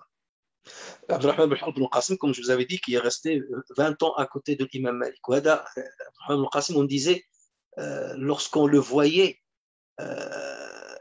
on était exhorté. Le simple fait de le voir, c'était un ascète, mais d'un comportement exemplaire. Exemplaire. Rien que le fait de le voir. Et donc, il est allé chez lui et il a commencé à lui poser des questions. Que dit l'imam Malik sur ça? Que dit l'imam Malik sur ça? Et Ibn al-Qasim, il lui répond. Et lui, il recueillait les réponses. Il écrivait. Jusqu'à ce qu'il a rassemblé énormément de données de l'imam Ibn al-Qasim. Sauf que lui, dans ce qu'il écrivait, il rajoutait parfois l'avis de l'imam Ibn al-Qasim lui-même. Et parfois, à certaines questions, il donnait l'avis de Mohammed Ibn al-Hassan, qui est Hanafite à la base. Donc, il a intégré certaines choses qui ne relèvent pas de l'avis direct de l'imam Malik, rahimahullah. Et donc, lorsqu'il a terminé, il est rentré en Tunisie avec son livre et il a commencé à l'enseigner aux gens et à ses élèves. Et donc, il y a eu un élève qui s'appelle Sahnoun ibn Sa'id at-Tunukhi. Sahnoun, c'est lui qui va rédiger donc, le Mudawwana. Donc, lui, il est venu chez Asad ibn al-Furat. Il lui a dit, voilà, j'ai appris que tu étais chez Abdurrahman ibn al-Qasim et que tu as rédigé tout un livre sur ce que disait Imam Malik. Il lui a dit oui. Ce livre-là, on a commencé à l'appeler justement l'Asadiyya, puisque son écrivain s'appelle Asad ibn al-Furat. Donc il lui a dit, voilà, est-ce que tu peux me prêter ce livre-là pour que je le copie? Ah, il lui a dit, non, je ne te le donne pas. J'ai perdu mon temps à l'écrire, à le rédiger, je ne te le donne pas. Alors il y a deux versions. Il y a une version qui dit que Sahnoun, rahimahullah, il l'a attaqué auprès d'un juge. Il est allé voir un juge pour lui dire, Asad ibn al-Furat a écrit un livre sur les fatwas de l'imam Malik et il ne veut pas me le donner. Ce livre ne lui appartient pas. On ne retient pas la science. La science n'est pas la propriété du savant lui-même, elle est la propriété de la communauté. Et donc, il se doit de me donner ce livre-là. D'accord? Et justement, le juge a jugé, donc il a convoqué Asad, il lui a dit, tu lui donnes ton livre, tu lui prêtes pour quelques jours. Et donc, il lui a prêté et il l'a recopié en entier. Donc ça, c'est la première version. Et ceci vous montre justement que lorsqu'on acquiert un savoir, il ne faut pas considérer que, il ne faut pas le monnayer. Malheureusement, c'est une pratique qui commence à apparaître de plus en plus et ça, c'est une très, très mauvaise tradition. Le savoir que tu as acquis, c'est un savoir qui ne t'appartient pas. Ce sont des savants qui l'ont assuré gratuitement aux uns et aux autres dans leurs livres jusqu'à ce que ces livres-là te soient parvenus. Tu as payé seulement, parfois, l'impression du livre, que le papier, ce que coûte le papier et l'encre. Alors que le savant, il a passé 40 ans à écrire le livre-là. Et imaginez, on le dira, le Risala, en Irak, on la vendait avec son poids en or. On prenait le Risala, plusieurs feuilles, on le posait sur un côté de la balance et on posait l'or sur l'autre côté jusqu'à ce qu'on arrive à son poids en or pour acheter Risala ibn Abi Zayd al-Qayrawani. Regardez à l'époque. Aujourd'hui, maintenant, sur Internet et tout, tu apprends d'ici, de là, et après, je te dis, si tu veux que je te donne ce savoir que j'ai acquis, ben, il faut que tu payes. Je vais te faire un séminaire payant avec ça et ça. Pourquoi tu ne peux pas faire le même séminaire comme ce qu'on fait aujourd'hui, gratuitement à tous les musulmans et le laisser sur Internet pour tout le monde et tu gagneras, alhamdoulilah, les hasanats ou les invocations que les gens vont faire pour toi. D'accord? Parce que ce n'est pas ta propriété. Et c'est pour ça que Sahnoun ibn Sa'id al-Tunukhi, il a attaqué Asad ibn al-Furat auprès d'un juge. Il lui a dit, il faut qu'il me donne ces livres-là. Et le juge a jugé en faveur de Sahnoun. Il y a une autre version qui dit non. Sahnoun, il a commencé à insister sur Asad ibn al-Furat jusqu'à ce qu'il lui ait dit, prête-le-moi seulement une nuit. Donne-le-moi l'après-midi, je te le redonne demain matin. Je vais seulement voir quelque chose qui m'intéresse. Donc, il lui a donné le livre. Qu'est-ce qu'il a fait, Sahnoun? Il est allé chercher tous ses amis, qui étaient tous des étudiants, et il leur a dit, à chacun, il a donné quelques feuillets. Il leur a dit, vous avez jusqu'au matin pour recopier ce qu'il y a sur ces feuilles-là. Et il a distribué, à chacun, il a donné un groupe de feuilles. Et ils ont passé toute leur nuit à recopier, à recopier. Le lendemain, il avait une copie complète de l'Assadiyya. Donc, Sahnoun, il a pris l'Assadiyya, il a rendu déjà la version originale à Asad ibn Furat, et il a pris la copie et il est allé en Égypte chez Abdurrahman ibn Qasim. Il lui a dit, voilà ce que Asad ibn Furat a écrit, et j'aimerais te la lire, et tu me corriges. Si c'est bon, on confirme, et si c'est pas ce qui est bon, tu me la corriges. Et donc là, comme Ibn Qasim a vu que là, j'ai un manuscrit devant moi, donc là, il a eu le courage de dire, oui, on va faire ça, ce travail-là. Et donc, il a commencé à, à, à, à lui dire, non, ça, c'est pas bon, ça, c'est bon, ça, je rajoute ça, ça, c'était mon avis, pas l'avis de l'imam Malik, ça, c'est pas notre avis, les Malikites. Donc, il a commencé à tamiser justement cette Assadiyya, cette première version, jusqu'à ce que ça a donné naissance à Al-Mudawwana. Et l'Assadiyya, elle était un peu mélangée, donc lui, il a commencé à classifier. Le Sahnoun, il a commencé à classifier les questions par chapitre. Au départ, c'était mélangé, donc là, c'était chapitre de Tahara, chapitre de la prière, chapitre de Salat al-Jama'a, chapitre de Janaza, chapitre, et ainsi de suite. Donc, il a commencé jusqu'à ce qu'il a commencé à prendre la forme qu'on connaît aujourd'hui. Et même lorsqu'il lui a raconté cette histoire, il lui a dit, voilà ce que Asad ibn Furat, il ne veut pas donner la version, le manuscrit que tu lui as dicté, tout ça. On rapporte que Abdurrahman ibn Qasim a dit, Allahumma la talfa ahadan bil Asadiyya. Seigneur, ne fait profiter personne du livre de Asad ibn Furat. Et justement, ce livre-là, on ne l'a pas aujourd'hui. Il n'a pas été transmis par les générations. Parce que Asad ibn Furat a refusé de le donner, de le partager avec les autres. Il voulait l'enseigner lui-même, mais il n'a pas voulu le partager et le donner aux autres. Donc, c'est ce qu'on rapporte. Donc là, c'est pour que vous compreniez comment le Mudawwana a été rédigé et pourquoi on dit qu'elle a été rédigée par 4 personnes, parce qu'à la base, c'est l'imam Malik, c'est les fatwas d'imam Malik, qui ont été recueillis par Abdurrahman ibn al-Qasim. Et celui qui a mâché le travail, qui a débroussé le terrain, qui a mâché le travail, c'est Asad ibn Furat. Donc il faut lui reconnaître ce travail qu'il a fait. Et Sahnoun, l'imam Sahnoun, il est venu pour compléter le travail. Donc voilà pourquoi on considère qu'il y a 4 grandes sommités qui ont participé à la rédaction de ce livre.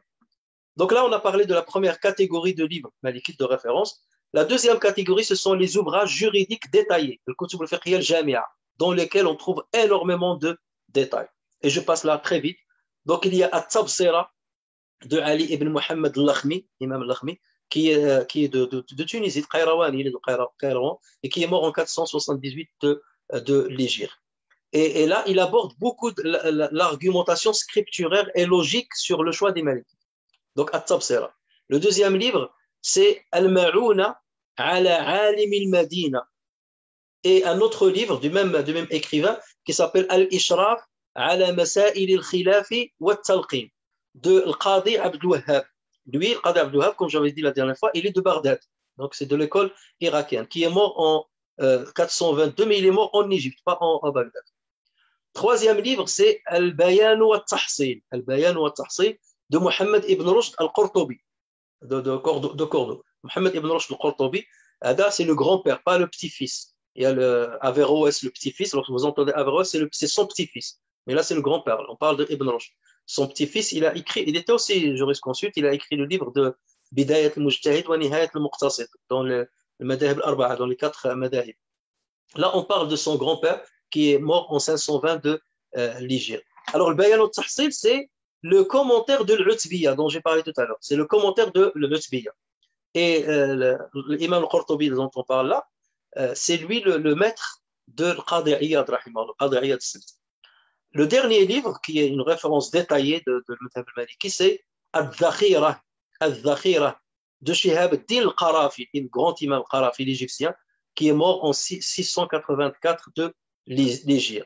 Et Al-Dhakhira, c'est un très grand livre, il est basé sur 50 ouvrages des Malikites. 50 ouvrages des Malikites. Troisième catégorie, ce sont les ouvrages non spécialisés avec des références au fiqh malikite.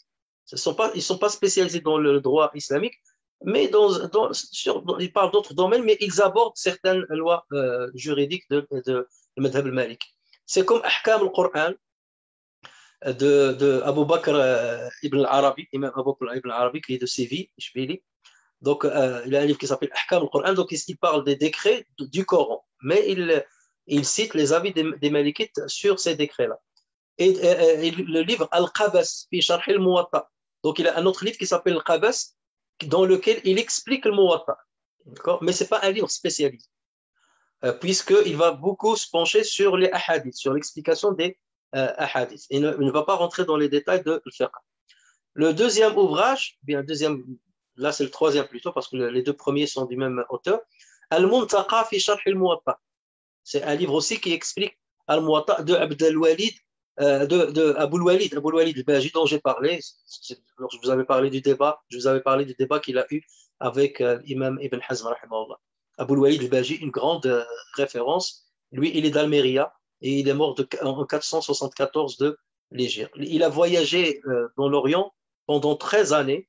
Il était à la Mecque, il était à Bagdad, il était à Damas, il était à Mossoul, il était en Égypte, et c'est après qu'il est revenu en Andalousie, et c'est là où il a ramené un grand patrimoine scientifique, et c'est avec ça qu'il a réussi à freiner l'expansion de l'Madhab al-Zahiri de Ibn Hazm en Andalousie. Le troisième livre non spécialisé, c'est Al-Mufhim lima ashkala min kitabi Talkhis et Muslim, un livre qui va parler de Sahih Muslim, et donc ce livre-là va aborder aussi certaines questions juridiques. Et lui, il est écrit par Abu al-Abbas al-Qurtubi, qui est de Cordoue et qui est mort en 656 de l'Hégire. Alors Abu al-Abbas al-Qurtubi, c'est un savant qui a voyagé avec son père à Fès. Il a voyagé aussi à Tlemcen, en Algérie. Ensuite, il est allé en Égypte, à Alexandrie. Ensuite, il est allé à Médine. Ensuite, à la Mecque. Ensuite, il est allé à Al-Quds. Et il est mort à Alexandrie, Escandria.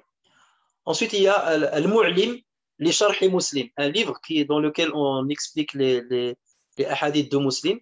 Et il a été rédigé par Imam Maziri, qui est de Tunisie aussi, plus spécifiquement de l'Mahdiya, et qui est mort en l'an 536 de l'Hégire. Maintenant, la quatrième catégorie de livres, ce sont les moutoun. Lorsque vous entendez souvent parler de moutoun al-ilmiya, les moutoun, c'est ce qu'on peut traduire par le compendium, ainsi que leurs commentaires. Al-moutoun wa ma kutiba alayh. C'est quoi le matn? Le matn, ce sont des précis, ce sont des textes très très concis qui résument les principes ou les ramifications d'une science. Donc ça, ce sont des mots qu'on a utilisés dans toutes les sciences. Arriva une certaine époque dans l'histoire des musulmans où ils ont commencé à mettre ces mots-là pour faciliter la mémorisation aux étudiants. Même lorsqu'ils sont encore enfants, ils apprennent par cœur le moutoun. Par exemple, le moutoun, dans le fiqh al-maliki, tu apprends tout le fiqh dans un précis. Comme par exemple le risala qu'on va étudier, c'est un matn. D'accord? Donc c'est un répertoire à mémoriser, c'est un répertoire amnésique qui permet à celui qui est amené à donner la fatwa d'avoir une grande maîtrise des différents sujets et être réactif. Il n'a pas besoin d'aller sur Internet ou avoir ses notes. Tout de suite, il a un texte qu'il a appris par cœur. Le texte peut être d'une manière normale ou sous forme de poésie. D'accord? Et donc, il apprend par cœur. Donc, il y a des mots dans le Coran, des mots dans le tajwid, comme Shatibiya, et ainsi de suite. Il y a des mots dans l'aqida, des mots dans les sciences du Coran, le mot dans le hadith, et ainsi de suite. Et ils permettent aussi de trier à la base ceux qui ont des capacités de cheminer dans la science, ceux qui n'ont pas de capacité. Ça veut dire les savants, depuis l'enfance, ils vont voir tel élève, il a beaucoup appris, donc c'est quelqu'un qui peut aller très loin. Ou un, il a le cerveau cimenté, il n'apprend rien. Là, tout de suite, on fait le tri. On dit celui-là, il ne sert plus, c'est-à-dire il ne va pas continuer dans le domaine de la science. Donc ça permettait aussi de trier à la volée les érudits, les plus intelligents, les enfants les plus intelligents pour aller avec eux jusqu'au bout. C'est pas comme ce qui nous arrive aujourd'hui, et surtout ici en France, lorsque quelqu'un échoue dans toutes ses études, il vient chez le frère pour qu'il lui apprenne les sciences religieuses. Alors qu'il a échoué dans les mathématiques, la physique, le cursus scolaire, il a échoué partout, et il pense qu'il va percer dans le cursus théologique, alors que c'est l'inverse. On choisissait les meilleurs pour les engager dans le cursus théologique. Que vraiment des intelligents, des érudits. Et on faisait le tri avec Al-Moutoun. Chose qu'on a maintenant délaissée. Ça continue, alhamdoulilah, dans plusieurs pays, mais malheureusement, lorsqu'on a vulgarisé un petit peu les sciences religieuses, c'est tombé entre les mains de n'importe qui. Et c'est n'importe qui pense parfois que ces sciences sont accessibles. Ils commencent à donner des fatwas, à te dire je suis contre tel savant, celui-là ne comprend rien, celui-là ne comprend pas la sunna. Ils commencent à juger les gens alors que dans leur tête, ils sont vides. Et ça, c'est ce qu'on appelle al-jahl al-murakkab. Ils sont ignorants, mais ils sont ignorants qui sont ignorants. Parce que vous avez une catégorie, vous savez, les savants, ils mettent plusieurs catégories ils disent il y a le savant et qui sait qu'il est savant, il y a le savant, mais qui ignore qu'il est savant, et il y a l'ignorant qui sait qu'il est ignorant, donc celui-là, on peut lui apprendre, et il y a l'ignorant qui ignore qu'il est ignorant. Et celui-là, c'est la catastrophe. Il est ignorant et il ignore qu'il est ignorant. Et il ne voit qu'à travers un seul prisme, en pensant que c'est ça toute la religion. D'accord? Malheureusement. Donc, comme je dis, il y a les compendiums, là, les motions, il y a sous forme d'un texte simple, ce qu'on appelle nathr, ou bien sous forme d'un poème, ce qu'on appelle nadm. Nadm ou bien nathr. Et après, les savants, ils rentrent dans les détails, comment est fait le poème, sous quel bahar, ce qu'on appelle le buhur. Le buhur, c'est comme des rimes, ou bien, en fait, c'est des on respecte certains principes pour dire tu ne peux pas venir et faire la poésie n'importe comment. Il y a la poésie selon tel bahar, la poésie selon tel bahar, la poésie selon tel bahar. Il y a ce qu'on appelle le bahar al-tawil, le bahar al-madid, le bahar al-basit, le bahar al-wafir, le bahar al-kamil, الهزج الرجز الرمل السريع المنسرح الخفيف المضارع المقتضب المجتث المتقارب المتدارك. Parmi les moutons de la jurisprudence malikite, il y a Risala al-Fiqhiyya de Ibn Abi Zayd al-Qayrawani qu'on va étudier et que j'ai étudié avec certains frères et sœurs parmi vous, où on a étudié Fiqh al-Tahara, on a étudié Fiqh al-Salat, on a presque terminé Fiqh al-Salat. Inch'Allah, après le Ramadan, peut-être qu'on reprendra. Donc, Al-Risala, elle a été rédigée par Ibn Abi Zayd al-Qayrawani, donc, comme le son l'indique, le Qayrawan. Et je donnerai un petit aperçu sur cette Risala. Ensuite, il y a Mukhtasar. Al-Mukhtasar al-Fiqhi de Ibn al-Hajib. Là, c'est un savant qui est Ibn al-Hajib, il est d'origine kurde. Pourquoi on l'appelle Ibn al-Hajib? C'est le fils de al-Hajib. Al-Hajib, son père, en fait, il était gardien chez un émir en Égypte, le gardien de Azz-Din al-Salahi. Azz-Din al-Salahi, c'était le cousin de Salah ad-Din al-Ayyubi. Et donc, il était gardien chez lui, auprès de l'émir. Donc, on l'appelle Hajib. Le gardien, on l'appelle Hajib. Et c'était son fils qui est devenu savant. C'est pour ça qu'on l'appelle Ibn al-Hajib. D'accord?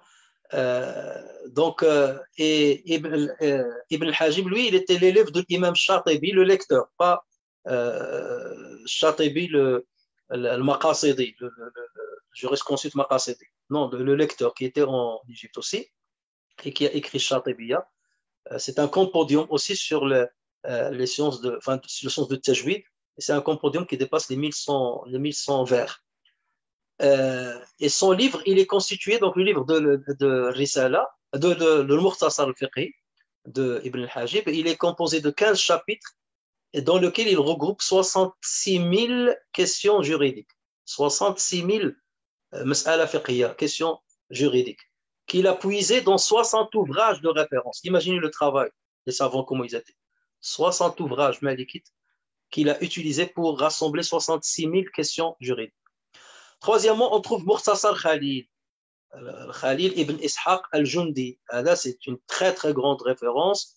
C'est un Égyptien mort en 767 de l'Hégire. Alors, ce livre-là, il lui a fallu 20 ans, plus de 20 ans pour le rédiger.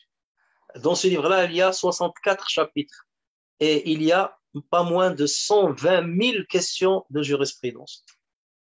Et c'est un Mukhtasar que certains apprennent par cœur. 120 000 questions de jurisprudence. Et c'est devenu le plus grand livre de référence chez les Malikites, toutes catégories confondues. Mukhtasar de Cheikh Khalil. C'est devenu le plus grand livre de référence chez les Malikites et il est le matn le plus commenté de la bibliothèque islamique. Vous prenez tous les livres toutes spécialités confondues dans la bibliothèque islamique, le livre qui a été le plus commenté, c'est Mukhtasar al-Sheikh Khalid. Il y a plus de, certains parlent de 100 et certains parlent même de plus de 120 commentaires sur le livre-là, qui essaient d'expliquer ce livre-là. Ensuite, il y a Mukhtasar Abdelrahman al-Akhdari. C'est un Algérien qui est mort en 983 de l'Hégire. C'est un petit livre, très bien, mais sauf que lui, il n'aborde que le Tahara, Bab Tahara, le chapitre de purification, ou Bab Salat, et le chapitre de la prière. Il n'aborde pas les autres questions comme le Siyam ou le Hajj et les autres chapitres. Donc, il est très résumé. Mais la particularité de ce livre-là, c'est qu'il aborde avec beaucoup de détails ce jeu de sahou, la prosternation de distraction. Lui, il la détaille d'une manière excellente, au point que certains ont mis des poésies sur ce matin-là, sur cette partie-là, ce chapitre-là de sahou, des poésies, des moutons, pour mieux comprendre comment accomplir sahou. Si on se distrait dans la prière, on nomme quelque chose ou on rajoute quelque chose. Cinquièmement, il y a le matin de Abdelwahid bin Ashir. Celui-là, il est mort en 142 l'Hégire. Celui-là, c'est aussi un matin très très connu, très célèbre. Pratiquement tous ceux qui étudient le madhab maliki passent par ce matin-là et par le matin de l'Akhdari. Ce matin s'appelle Murshid al-Mu'in ala al-Daruri min ulum al-din, où il parle au départ de l'Aqida, il parle de l'Aqida al-Ash'ariyya. Ensuite, il parle de le fiqh, et à la fin, il parle du adab, des convenances éthiques à respecter. Donc, il ne se contente pas que de le fiqh. Abdelwahid bin Ashir, lui, il est né à Fès, donc il est marocain. Il est mort de la goutte, il avait la maladie de la goutte, et il est enterré à Fès aujourd'hui, à côté de Bab el-Ftuh. Sa tombe, elle est connue. Et il avait un élève qui s'appelle Mohamed Mayyara, qui est mort en 1072 de l'Hégire. Et Mohamed Mayyara a rédigé 2 ouvrages pour expliquer le matin de son maître. C'est pour ça qu'on parle de petit et de grand Mayyara. Mayyara al-Kabir, Mayyara al-Saghir. Donc un qui est très détaillé et un qui est très court. Et il l'a intitulé Ad-Durr al-Thamin wal-Mawrid al-Mu'in. Donc de ce qu'il a appris de son chef. Et donc habituellement dans l'enseignement traditionnel, dans les écoles traditionnelles religieuses, il y a un ordre à suivre. On ne vient pas et on étudie directement, par exemple, Cheikh Khalil, le Mukhtasar Cheikh Khalil, on étudie. Non, il y a une logique dans la manière d'apprendre. Il y a une progression. En général, on commence par le matn, le compendium de l'Akhdari, pour mieux apprendre le Tahara ou le Salat. Ou bien l'Ashmawiya. Matn l'Ashmawiya, lui aussi, il est plus large parce qu'il aborde tous les chapitres des actes rituels. Donc, il ne se contente pas que de la prière comme Mukhtasar al-Akhdari. Donc, voici les 2 matns par lesquels on commence. Matn al-Akhdari, ou Mukhtasar al-Akhdari, ou bien Mukhtasar al-Ashmawi. Et ensuite, on passe à un 2e niveau. Donc là, on passe à Matn ibn Ashir. D'accord? Donc, qui est un peu plus détaillé. Et ensuite, lorsqu'on le termine, on termine avec ses commentaires et tout. Ensuite, on passe à Risala ibn Abi Zayd al-Qayrawani, qu'on va étudier. Donc, vous voyez que Risala, il est dans une étape un peu avancée. C'est pour ça qu'on fera, Inch'Allah, exprès, lorsqu'on l'abordera, de commencer déjà par ce qui est simple, en se basant sur, par exemple, ce qui est dans le Matn al-Akhdari ou l'Ashmawiya, avant de détailler un petit peu.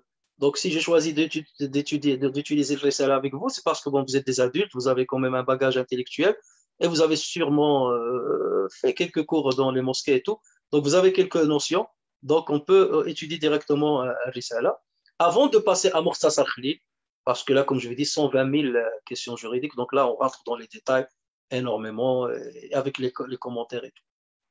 Et après, donc, les savants, ceux qui sont versés dans le madhab maliki, ils peuvent s'élargir en revenant aux autres livres de référence que j'ai cités tout à l'heure.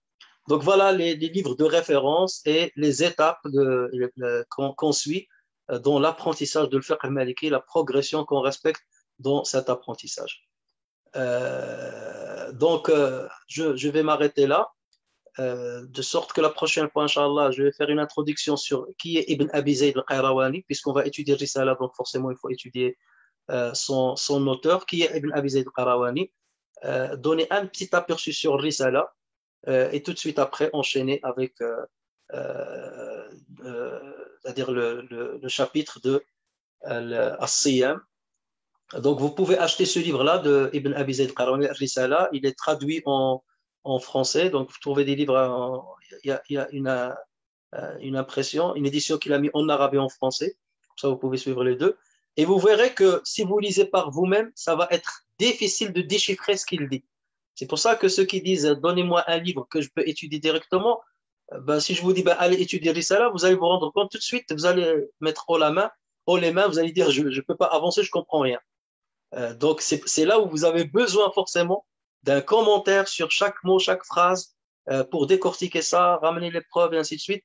D'où la nécessité de le faire avec quelqu'un qui est un peu en avance par rapport à vous, qui lui-même a appris à travers des savants pour vous décortiquer.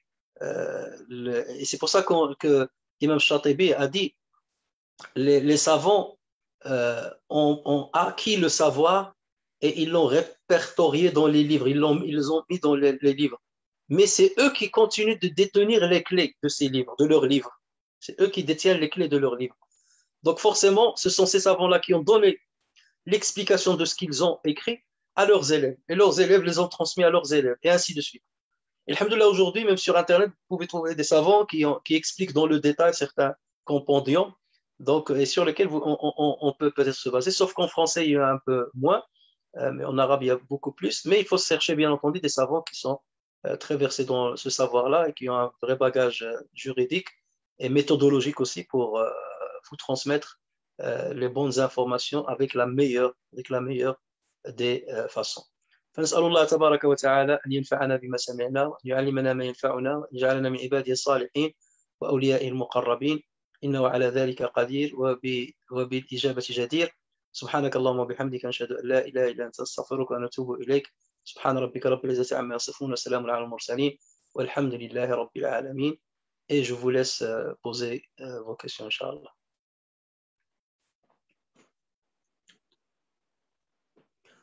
S'il y en a des questions, on répondra. S'il n'y en a pas, كفى المؤمنين القتال.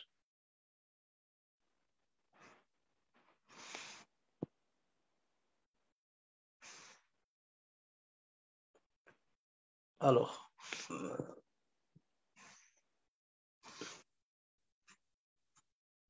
il dit la version Risala. Peut-être la prochaine fois, j'ai une copie, je vous la montrerai la prochaine fois, Inch'Allah, de Risala. Mais vous pouvez la trouver sur Internet sans problème. Al-Risala de Ibn Abi Zayd al-Qayrawani. Voilà. Et tâchez de la prendre dans les deux versions, en arabe et en français. Voilà. Ben, je vois que vous n'avez pas trop de questions puisqu'il fait très tard. Donc, barakallahu fikum pour votre attention et on se donne, Inch'Allah, rendez-vous la semaine prochaine, bi'idnillah, Inch'Allah.